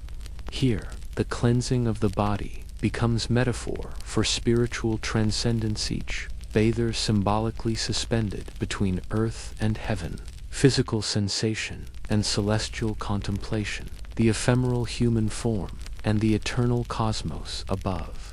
This embrace of luxury wasn't mere indulgence, it was strategic brilliance. The Umayyads understood that opulence wasn't frivolous, was the visual language of legitimacy. These hammams, nestled within solitary desert palaces, transcended their utilitarian purpose to become cultural embassies where the raw desert yielded to civilization's refinements. Within these sanctuaries, the harsh exterior world dissolved into steam and shadow, while painted celestial patterns overhead mirrored the actual stars wheeling across the desert night, creating spaces where heaven and earth seemed to converge. Even in their desert retreats, far from Damascus's metropolitan splendor, the Umayyads rejected austerity in favor of calculated elegance, transforming exile into an extension of their sophisticated worldview. Perhaps most captivating among Jordan's desert castles is their profound astronomical orientation. These weren't merely buildings for earthly comfort or political machinations, but observatories for celestial contemplation.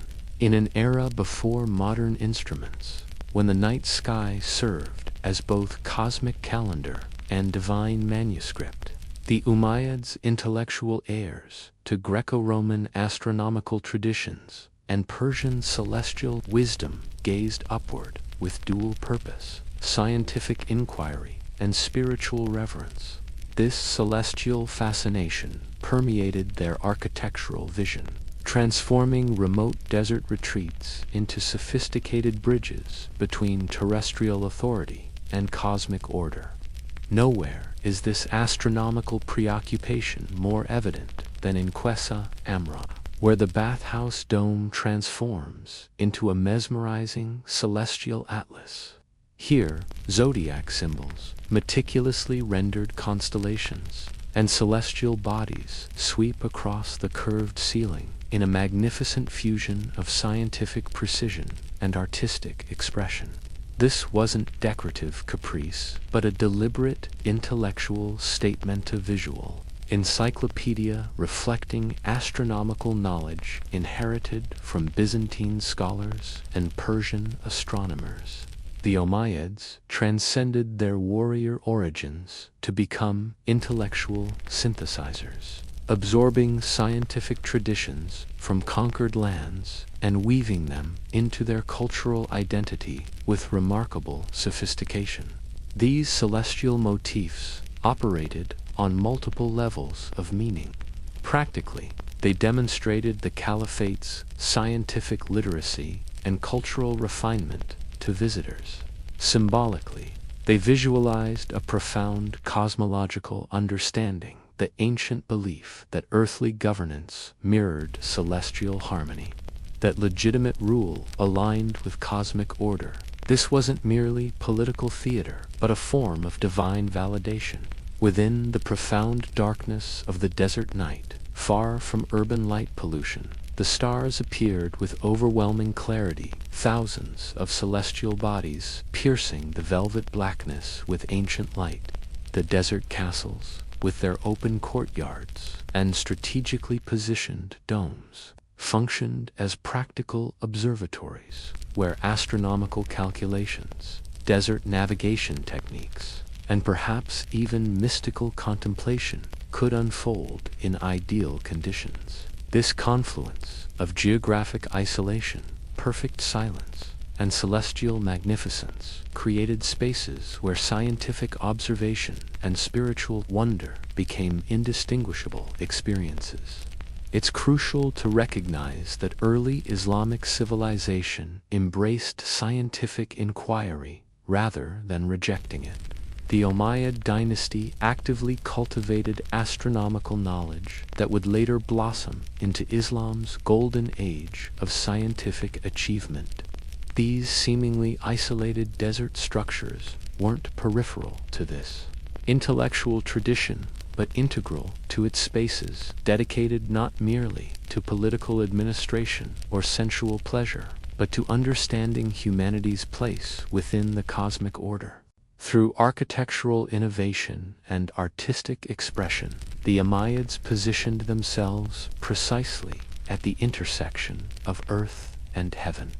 Desert sovereigns, whose gaze extended beyond terrestrial horizons to the infinite mysteries of the starlit firmament above.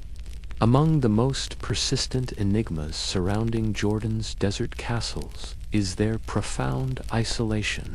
What compelling rationale drove the Umayyads to construct such lavish complexes, opulent palaces, exquisitely decorated bathhouses, and sophisticated celestial observatories in locations so dramatically removed from urban centers and population hubs?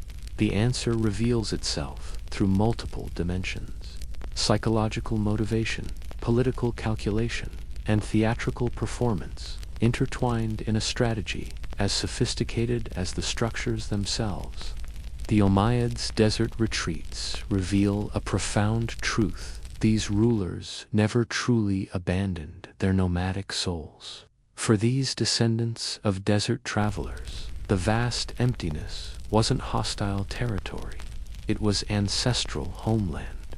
The undulating dunes and boundless horizons offered something Damascus's crowded streets could never provide: the breath of freedom. When caliphs and princes retreated to these isolated sanctuaries, they weren't merely escaping court intrigues, they were returning to their cultural heartland, reconnecting with the very landscape that had shaped their forebears. These weren't remote outposts, they were spiritual homecomings. Yet beneath this nostalgia ran currents of calculated power. Each limestone block, laid upon barren terrain, represented an audacious declaration of dominance architecture as imperial manifesto. By commanding palatial splendor to rise from lifeless sand, the Umayyads performed a kind of political alchemy, transforming nature's harshest canvas into displays of human triumph. These monuments proclaimed to distant tribes and foreign emissaries alike: even the merciless desert bends to our will. The message resonated across empty valleys and scorching plains. Umayyad authority recognized no boundaries, extending its reach into realms where even rain feared to tread. The castle's isolation served another purpose: creating unparalleled diplomatic theaters. Within these secluded walls, away from Damascus's prying eyes and wagging tongues, the delicate dance of statecraft unfolded in perfect privacy. Here, tribal chieftains could be seduced with unprecedented luxury, bathed in scented waters, entertained with music and poetry, their loyalty purchased through experiences of refinement impossible in tent encampments. The desert's silence cloaked sensitive negotiations, while its distance from religious scrutiny created space for cultural experimentation, allowing the enjoyment of figural art, music, and customs that might raise eyebrows in more orthodox settings. What appeared as isolation often masked strategic brilliance. Many castles commanded positions of surprising importance: sentinel structures positioned near seasonal wadis that transformed into vital trade arteries after rare rainfalls, or overlooking ancient caravan routes that connected distant markets. Others functioned as sophisticated intelligence networks, monitoring Bedouin migration patterns, or serving as way stations for the empire's messaging system. What modern eyes might perceive as remote desolation, the Umayyad geopolitical vision recognized as critical nodes in a complex imperial network: chess pieces strategically positioned across the vast game board of early Islamic expansion. Perhaps most ingeniously, the Umayyads understood the theatrical power of contrast. Against the monotonous canvas of sand and stone, their palaces achieved maximum visual impact, architectural exclamation points punctuating emptiness. The stark juxtaposition between nature's austerity and human opulence created sights of breathtaking drama, where elegant archways, these weren't merely buildings. Their remoteness wasn't incidental. It was essential to their message. Where nothing grows, we have cultivated grandeur. Where silence reigns, we have orchestrated majesty. Though the voices of caliphs and courtiers have long since faded from these halls, Jordan's desert castles stand as eloquent witnesses to an empire that refused to accept nature's limitations. These weathered stones, kissed by centuries of wind and sun, continue their silent testimony, drawing modern pilgrims who come not in search of water or shade, but something far more precious: connection to a vanished world. Archaeologists, historians, photographers, and dreamers now trace the same corridors once walked by princes and poets, each seeking to decode the message left by a civilization that wrote its greatest poems not in parchment but in stone, not in ink but in defiance against emptiness itself. Jordan now cherishes these desert monuments not merely as antiquities, but as living symbols of cultural endurance. The majestic castle's Qasr Amra, with its mesmerizing frescoes, the fortress-like Qasr al-Kharana, with its imposing silhouette, and the intricate stonework of Qasr al-Mashata have been elevated to national treasures. Qasr Amra, in particular, gleams with international recognition as a UNESCO World Heritage Site. Contemporary restoration efforts navigate a delicate balance between authentic preservation and careful renewal, breathing life back into faded paintings, removing centuries of accumulated sand, and inviting the modern world to witness these silent storytellers. Yet these ancient stones face relentless adversaries. The merciless desert sun beats down day after day, while razor-sharp winds, laden with sand particles, gradually wear away at fragile surfaces. The very environment that preserved these structures in isolation now threatens their survival. Conservationists labor against time itself, protecting masterpieces never designed to withstand millennium, lest the trampling feet of tourists or the accelerating threats of climate change. Their mission continues, not merely for art's sake, but because these weathered walls harbor something more profound: the spiritual and cultural DNA of a civilization that once transformed this harsh landscape. Visitors who venture into these desert sanctuaries today find themselves confronted with haunting questions that echo across the centuries. How did such refined beauty flourish in such magnificent isolation? What revelations do these ruins offer about the nature of human creativity, the exercise of power, and the stubborn persistence of memory? As sunlight filters through the narrow windows of Qasr al-Kharana or dances across Qasr Amra's painted figures, one feels not desolation, but wonder, a tangible connection to hands that created beauty where none seemed possible. These silent structures eloquently testify that the early Islamic world embraced a cultural richness, artistic freedom, and intellectual curiosity that defies simplistic modern characterizations. With every weathered stone and faded pigment, these desert monuments challenge our preconceptions about Islamic attitudes toward visual representation, about luxury's place amid austerity, about the supposed divisions between Eastern and Western artistic traditions. They reveal the Umayyads, as visionaries who stood firmly rooted in Arab tradition while hungrily absorbing innovations from across their vast empire.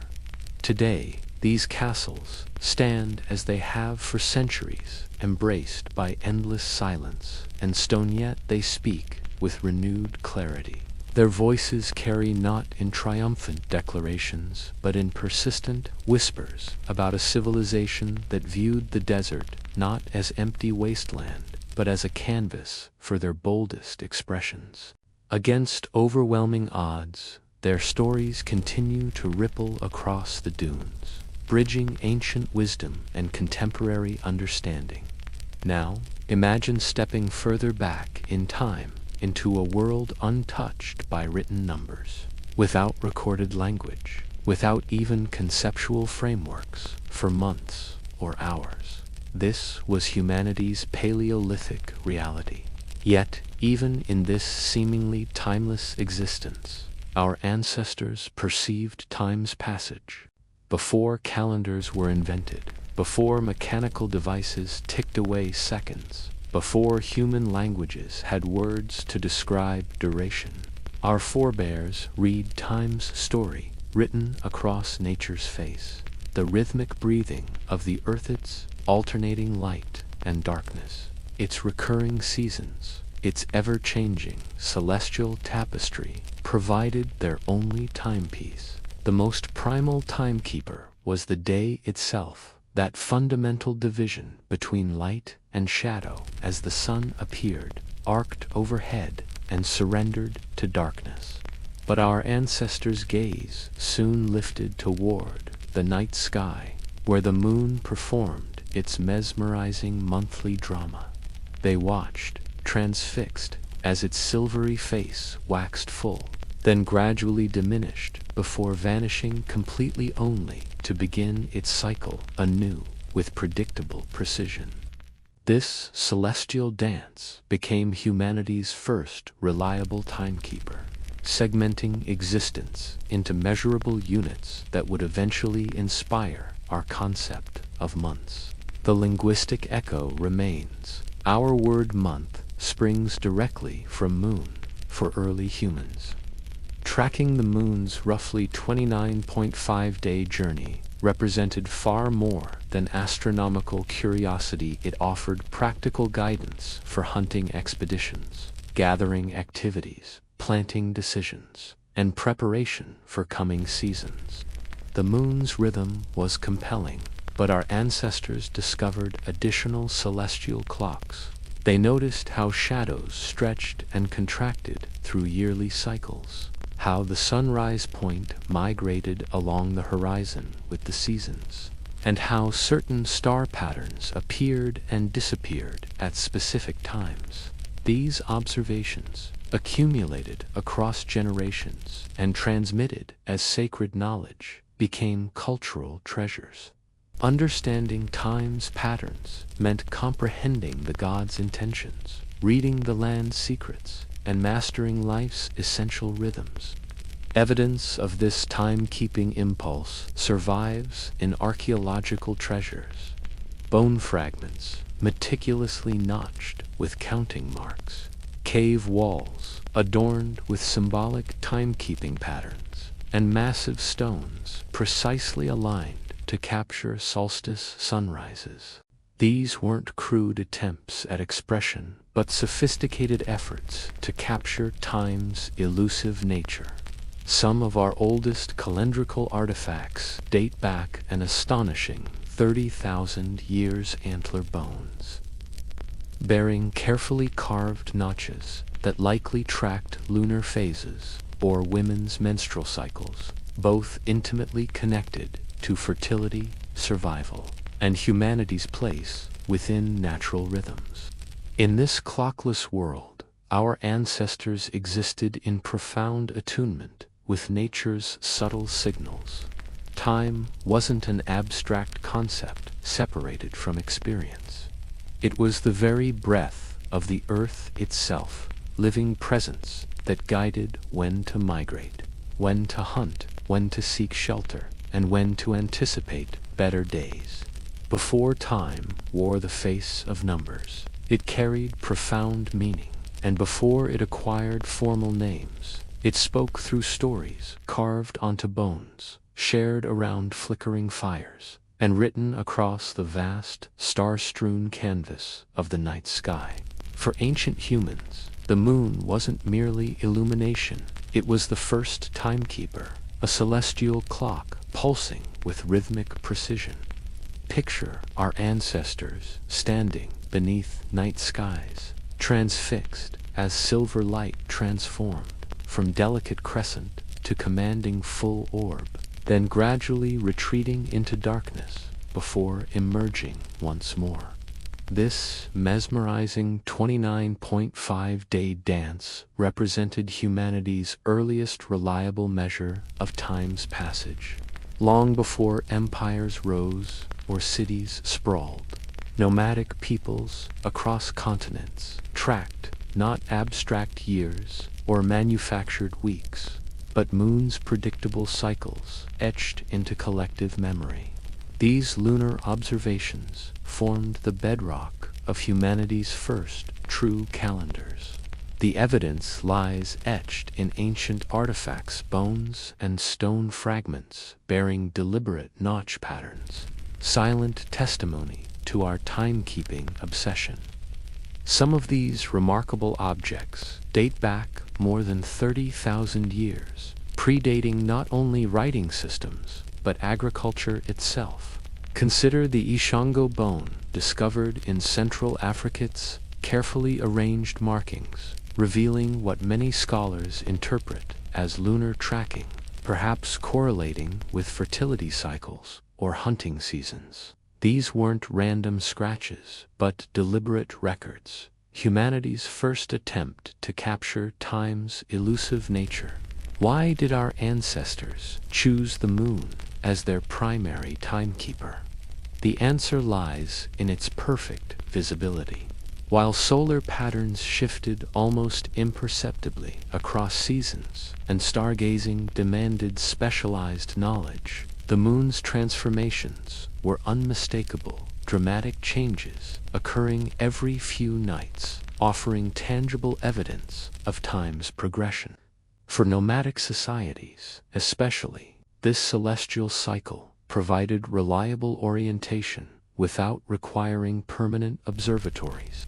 A complete lunar cycle became our concept of month, and 12 such cycles approximated a solar year, though this slight mismatch would later challenge agricultural societies, requiring more precise seasonal alignment. As wandering bands settled into permanent communities, lunar calendars became formalized across diverse civilizations. The sophisticated Babylonians, monument-building Egyptians, innovative Chinese, mathematical Maya, and disciplined Hebrews all developed sophisticated lunar timekeeping systems. Some traditions, like the Islamic calendar, maintain strict lunar fidelity even today, while others eventually introduced adjustments, sleep days, or intercalary months to reconcile lunar cycles with the solar year. In these formative periods, the moon transcended mere utility to become sacred symbolism. Far from being a simple tool, the lunar calendar represented cosmic cartographia, divine map navigating both physical and spiritual realms. Across cultures, the moon embodied powerful deities who orchestrated celestial movements and human destinies alike. Its phases dictated festival timing, ritual observances, and mythological narratives. By tracking lunar cycles, our ancestors weren't merely measuring duration, but infusing time with profound meaning. The moon taught humanity to count, and through counting, time transformed from an indistinct continuum into something that could be named, segmented, and preserved across generations. The agricultural revolution demanded greater calendrical precision. As nomadic lifestyles gave way to farming settlements, the moon alone proved insufficient. Agriculture required exact seasonal knowledge, optimal planting windows, harvest timing, predictions for rainfall patterns, and frost risks. Necessity drove our ancestors toward solar observation, adding another layer to their temporal understanding. Unlike the moon's dramatic nightly transformations, solar patterns revealed themselves subtly through gradual shifts in rising and setting positions along the horizon throughout the year. Patient observers eventually discerned crucial patterns. The sun traced a predictable annual journey, reaching significant waypoints at regular intervals. These cosmic milestones, what we now identify as solstices and equinoxes, became calendrical anchors, marking the year's longest and shortest days and the perfect equilibrium points between seasons. Rather than documenting these observations on portable objects, ancient peoples constructed monumental solar calendars from stone permanent installations calibrated to celestial events. Stonehenge stands as perhaps the most famous example. Its massive trilithons and precisely positioned stones, creating perfect alignment with solstice, sunrises, and sunsets. This engineering marvel achieved astonishing astronomical accuracy without modern instruments. Similar sacred observatories emerge across continents. The enigmatic Nabda Playa stone circle, rising from Egyptian desert sands. The sophisticated structures of Chaco Canyon capturing equinox light patterns, and the precisely aligned temples of Machu Picchu marking solar stations.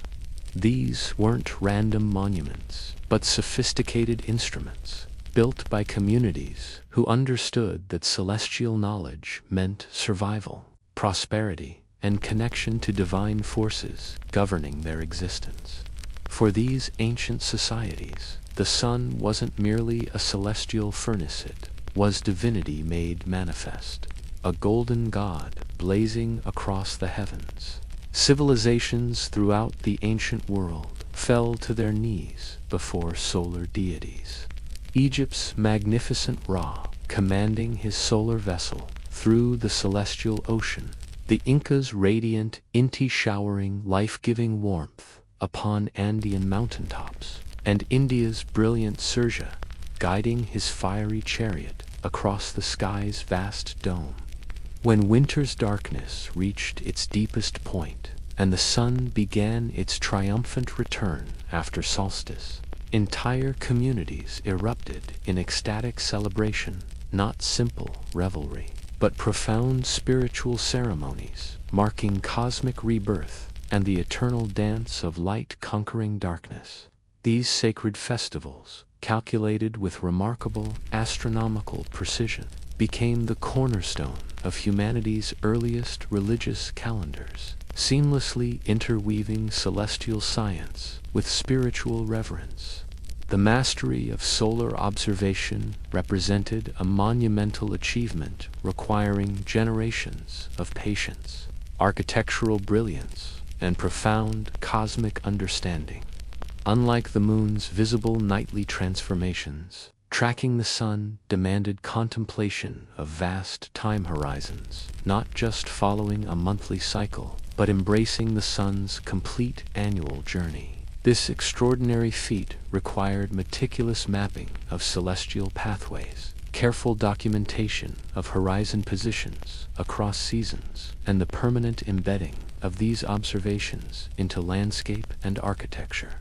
While the moon's ever-changing face gifted humanity with rhythm and transformation, the sun's steadfast journey bestowed an equally precious gift, unwavering structure and the certainty of eternal return.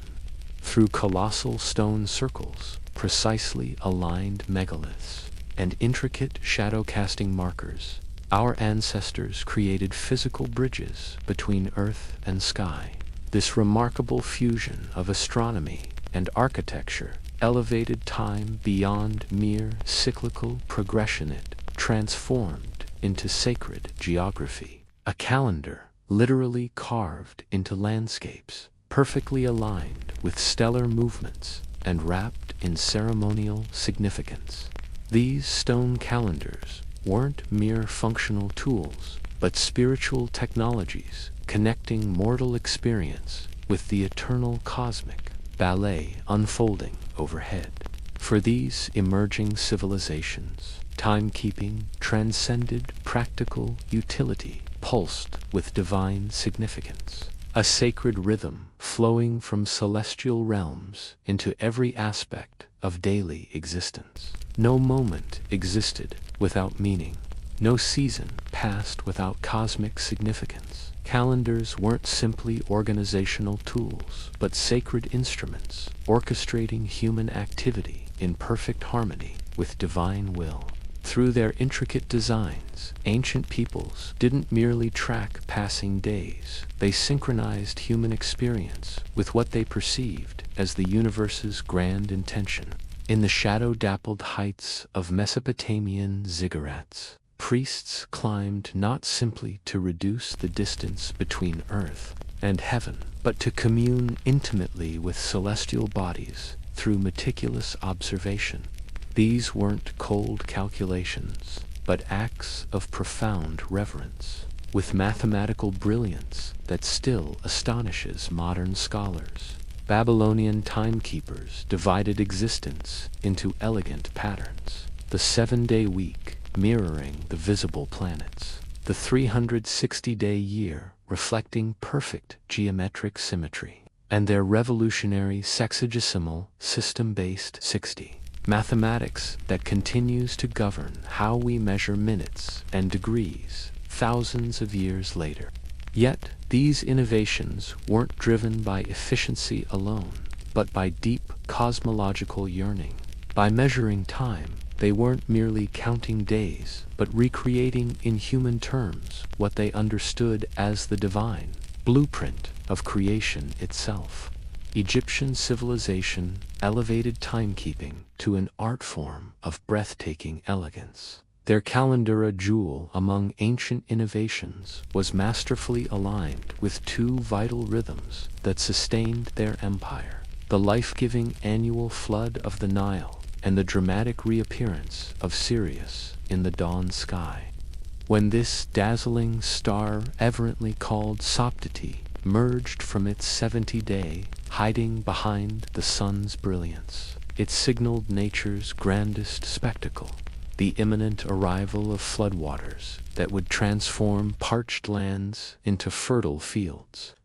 This celestial announcement marked their New Year's celebration, Wepet Ren Peta, joyous festival pulsing with symbols of rebirth, abundance, and divine blessing, where astronomical precision and agricultural necessity merged in perfect cosmic choreography.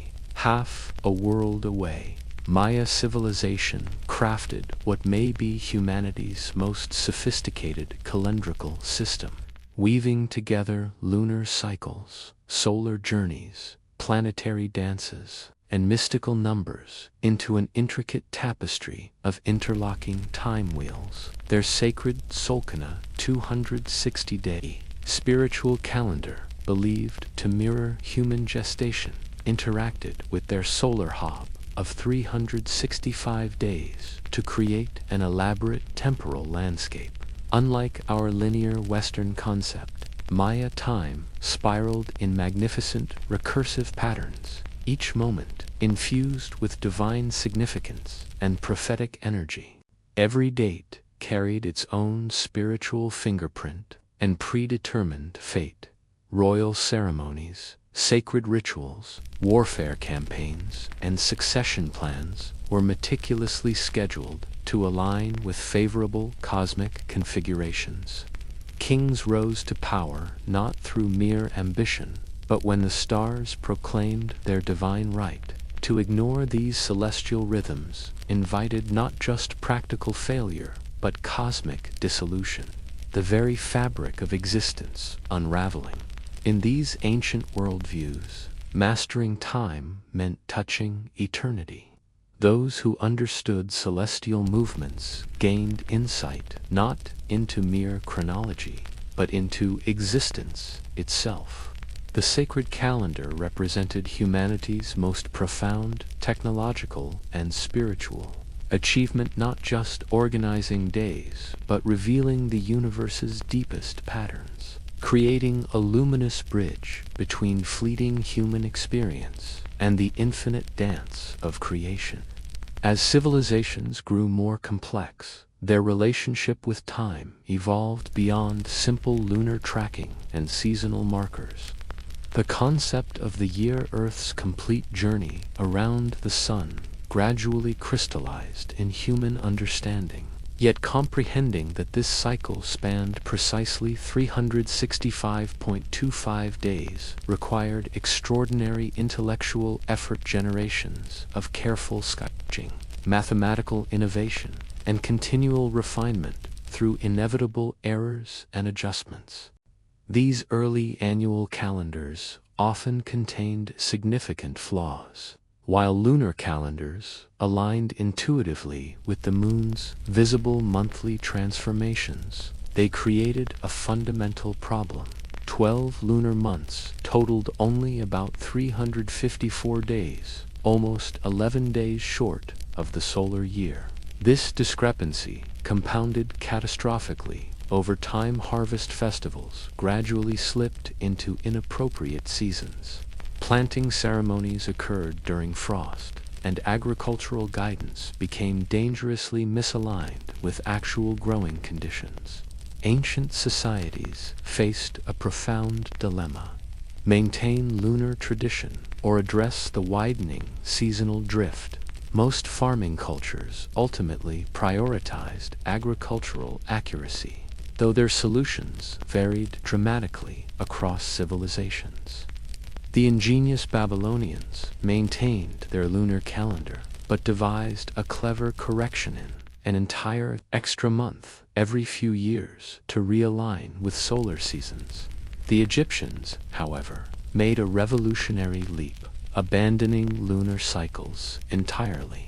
They adopted a purely solar calendar, 365 days, divided into 12 30-day months, with 5 special days added at year's end for celebration. This was astonishingly accurate for its time. Yet even the Egyptian system still trailed behind the true solar year by 1/4 day. Over centuries, this subtle error accumulated. Visibly New Year celebrations drifted through the seasons, gradually losing their alignment with the Nile's flood. The Romans, inheriting both Egyptian precision and Greek astronomical knowledge, attempted to resolve these persistent timekeeping challenges. Their early calendar was a chaotic amalgamation of lunar tradition and political manipulation, months expanded or contracted based on rulers' whims, creating bewildering inconsistencies. The breakthrough came with Julius Caesar, who, in 45 BCE, guided by the Alexandrian astronomer Soothes, instituted what we now call the Julian calendar. Its elegant solution, a 365-day year with a leap day every 4 years to capture that troublesome quarter day. This momentous reform, the first truly functional solar calendar, implemented across a vast empire, brought unprecedented temporal stability to the ancient world. With this innovation, the concept of the year transcended its agricultural origins to become the fundamental framework for imperial administration, governing taxation cycles, military campaigns, religious observances, and political terms. The standardized year represented humanity's triumph over chaos, a bold decision to impose order on the swirling cosmos. Once we had named and tamed the year, we began measuring everything within its bounds, creating the steady rhythm that would underpin written history and civilizational progress for millennia to come. With the vast expanse of the year conquered, humanity faced its next great temporal challenge: how to divide this sprawling canvas into more intimate portraits of time. From this need emerged months and weeks, twin inventions that didn't merely segment our days, but wove rhythm into the very fabric of human existence, transforming the chaotic flow of time into a sacred tapestry of predictable patterns. Months trace their lineage directly to the moon's silver journey across our night skies. Ancient peoples, transfixed by the celestial drama unfolding above them, built their earliest calendars around the moon's waxing and waning, that perfect 29.5-day waltz from darkness to light and back again. 12 lunar cycles created a year of approximately 354 days. Yet this elegant lunar choreography harbored a fluid, fell short of the solar year by nearly 11 days. Faced with this cosmic mismatch, civilizations innovated. Some added leap months to reconcile the difference. Others adjusted day counts with mathematical precision, while the Egyptians and later Romans abandoned lunar reckoning altogether for purely solar-based months. The months we use today bear Roman fingerprints in both structure and name. Their early calendar began with March and progressed through months, named for deities and numbers: September, October, November, and December. Later, imperial vanity reshaped the calendar when Julius Caesar and Augustus claimed months for themselves. Through Caesar's revolutionary Julian calendar, the 12-month system crystallized into the familiar pattern we know today. With its curious asymmetry of lengths 28 to 31 days that has defied all attempts at logical reform. The week presents a more curious Casa 7-day cycle that aligns with neither month nor year, yet somehow became fundamental to human timekeeping. Its origins lie not in astronomy's perfect mathematics, but in mysticism's sacred numbers. The Babylonians, enthralled by the number 7's perceived power, crafted a week that honored the 7 wandering lights of their night sky: Sun, Moon, Mars, Mercury, Jupiter, Venus, and Saturn. Each day became a celestial tribute, its name eternally preserving this cosmic connection in languages worldwide: Sunday, Monday, and so forth through their planetary pantheon.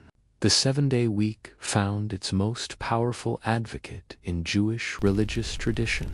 The Genesis creation story gods, 6 days of cosmic labor, followed by divine rest, transformed the week from astronomical curiosity to sacred commandment. This divine rhythm flowed from Judaism into Christianity and Islam, gradually conquering the Western world through faith's quiet power. When Rome finally embraced the 7-day week in the 1st century CE, it wasn't for efficiency or astronomical alignment, but because it had become meaningful to the human spirit. Unlike months and years with their celestial blueprints, the week stands as humanity's pure invention, a rhythm imposed upon time rather than discovered within it. Yet this artificial cycle endures, shaping our work, worship, and social lives across millennia and cultures with remarkable resilience. Through months and weeks, humanity didn't merely measure time, we tamed it, transforming the wild river of days into predictable currents that carried civilization forward. As societies grew more complex, calendars evolved beyond mere survival tools into sophisticated instruments of power. Those who mastered the calendar controlled far more than dates. They orchestrated the very rhythm of social existence. Taxes, festivals, harvests, royal proclamations, and military campaigns all danced to the calendar's tune. the calendar became simultaneously political weapon, religious scripture, and cultural cornerstone, a powerful tool for shaping identity, cementing imperial control, and sanctifying authority. In ancient Rome, Julius Caesar's calendar reform represented not just astronomical precision, but imperial theater. The Julian calendar, unveiled in 45 BCE, imposed order upon chaos with the full force of Roman authority. It synchronized imperial administration across territories, stretching from Britain's misty shores to Egypt's sun-baked deserts. By renaming Quintilis as July in his honor, Caesar ensured his legacy would be spoken on people's lips for millennia. Augustus later followed this precedent, claiming Sextilis as August Andin, a delicious detail of imperial ego, ensuring his month contained 31 days to equal Julius Caesar's. In Rome's grandest empire, even time itself had to bow to power's vanity. Across the ancient world, in China, imperial dynasties crafted calendars that mirrored heaven's perfection and reinforced the emperor's divine mandate. The sophisticated Chinese calendar, a masterpiece of lunisolar calculations, served both practical timekeeping and cosmic symbolism. When a new emperor ascended the dragon throne, a new calendar cycle often began, proclaiming to all that the mandate of heaven had shifted. The calendar didn't merely track days. It reflected the harmonious order between heaven, earth, and humanity, with the emperor as the crucial intermediary maintaining this cosmic balance.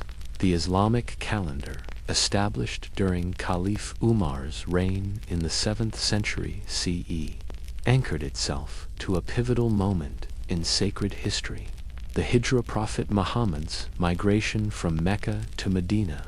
Unlike solar calendars fixed 2 seasons, the Islamic calendar remained purely lunar, allowing religious observances to drift through the seasonal year. This fluidity became not a flaw but a feature, creating a unifying timeline that transcended geography.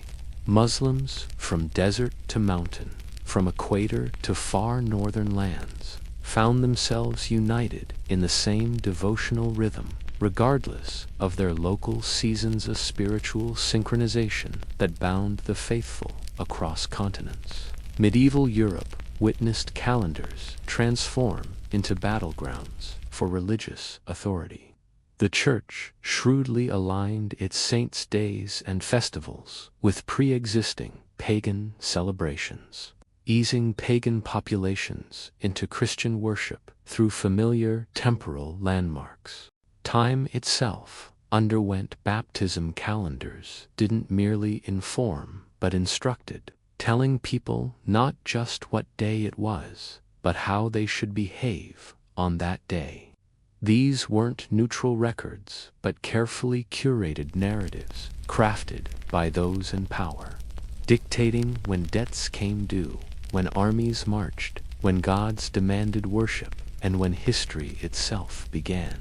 From emperors to priests, from kings to astronomers, the privilege of marking time represented ultimate dominion, the power to make your story become the rhythm by which everyone else lived their lives. By the 16th century, time itself had slipped its moorings. The once revolutionary Julian calendar gradually revealed its subtle flaw, overestimating the solar year by approximately 11 minutes annually. This seemingly trivial error accumulated over centuries into a significant celestial drift. By the 1500s, the spring equinox, once reliably anchored around March 21st, had retreated to March 10th. For the Catholic Church, which calculated Easter based on the equinox's position, this wasn't merely an astronomical curiosity, but a theological crisis threatening the proper observance of Christianity's most sacred feast. Into this temporal disorder stepped Pope Gregory XIII, who, in 1582, orchestrated history's most dramatic calendar reform. Guided by brilliant Jesuit astronomers and mathematicians, the Pope implemented a solution both elegantly simple and breathtakingly bold. 10 days would simply cease to exist. October 4th, 1582 was followed immediately by October 15th. The calendar leaped forward, and millions went to sleep one night and awoke 10 days later. With this audacious stroke, time itself was rewritten. Gregory's reform extended beyond this dramatic correction to address the underlying error. The Julian calendar's system of adding a leap day every 4 years proved too generous, gradually pushing the calendar ahead of the actual solar year. The new Gregorian rule introduced a brilliant refinement. Leap years would still occur every 4 years, except in century years not divisible by 400. Thus, 1600 remained a leap year, while 1700, 1800, and 1900 did not.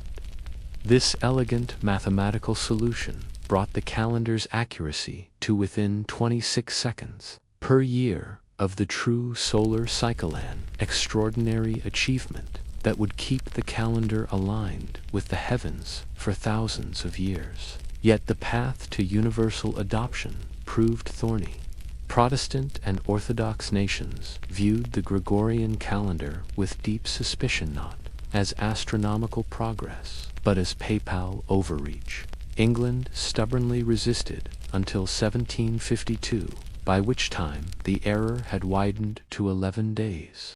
When the change finally came, legend tells of riots, with crowds demanding, "Give us back our 11 days." Russia held out even longer, refusing to adopt the Catholic calendar until after the Bolshevik Revolution in 1918. The result was a chronological patchwork across Europe, neighboring countries living in different temporal realities, with dates differing by days or even weeks. Imagine the confusion of cross-border commerce, diplomatic correspondence, or travelers crossing frontiers, only to discover they'd jumped backward or forward in time. Despite this resistance, the Gregorian calendar's ultimate triumph came not through religious authority, but practical necessity, as global exploration, scientific advancement, international commerce, and diplomacy flourished. The world increasingly needed a unified temporal language. The Gregorian calendar's precision made it too valuable to ignore, not because it was Catholic, but because it worked. This wasn't merely a correction of dates, but a revolution in humanity's relationship with time itself. With a decree and the stroke of a pen, the world's temporal foundation was recalibrated, and modern timekeeping was born. The Gregorian reform accomplished far more than fixing Easter's it reunited human timekeeping with cosmic reality, restoring the ancient harmony between our earthly calendars and heaven's clockwork. Once again, time became a sacred dance between terrestrial and celestial rhythms. Today's calendar appears mundane, just another app on our smartphones, a grid on office walls, or magnets holding shopping lists to refrigerators. Yet behind this ordinary facade lies an extraordinary legacy spanning thousands of years, a journey from sacred stargazing to atomic precision, from priests tracking celestial omens to satellites synchronizing global networks. Timekeeping, once the exclusive domain of religious authorities and royal astronomers, has evolved into a global infrastructure, standardized, regulated, and ceaselessly ticking beneath modern civilization. The Gregorian calendar now governs our shared global reality, orchestrating everything from international treaties to shipping schedules, space missions to Olympic Games. Yet beneath this dominant system, ancient calendrical traditions continue to pulse with vibrant life. The Islamic Hijri calendar still guides religious observances for over 1 billion Muslims worldwide. The Hebrew calendar marks Jewish holidays and traditions with mathematical precision. The Chinese lunar calendar orchestrates festivals like Lunar New Year that unite billions across Asia and its diaspora. In India, a constellation of regional calendars coexists alongside the Gregorian system. Humanity never truly abandoned its diverse temporal traditions. We simply layered utility atop these ancient roots, creating a palimpsest where modern efficiency and ancient wisdom coexist. At timekeeping's cutting edge stands atomic time, humanity's most precise chronological achievement, built upon the vibrations of cesium atoms. International atomic time measures seconds with such astonishing accuracy that it would gain or lose just 1 second over hundreds of millions of years. From this pinnacle of precision comes coordinated universal time, the global standard governing everything from internet protocols to flight schedules. Yet even this supreme achievement must occasionally bow to nature's irregularity. Lip seconds are periodically added to UTC to accommodate Earth's slightly inconsistent rotation. This reminds us that even in our age of technological perfection, our planet maintains its own subtle rhythms that refuse complete predictability. Despite all this scientific precision, human lives continue to flow according to rhythms far more ancient and intimate. We celebrate birthdays with the same joy our ancestors felt at harvest festivals. We anticipate weekends with the relief once reserved for sacred days of rest. We gather on New Year's Eve, counting down to midnight with hearts full of hope and possibility. Ancient ceremonies where people once held their breath, waiting for the sun's return after winter's darkness. The modern calendar serves simultaneously as technological infrastructure and living tradition. It coordinates global air traffic and prevents satellite collisions, yes, but it also tells us when to gather with loved ones, when to pause from labor, and when to honor our collective memories. Behind our calendars' sleek digital interfaces lies the same profound yearning that once drove our ancestors to carve notches on mammoth bones and align massive stones with solstice. Sunrises, the deep human desire to understand our place within time's endless flow. In measuring time, we measure ourselves, our past achievements, our present moment, and the dreams we project into tomorrow's empty squares. The calendar remains humanity's most enduring invention, a bridge between cosmic infinity and the brief, precious span of a human life.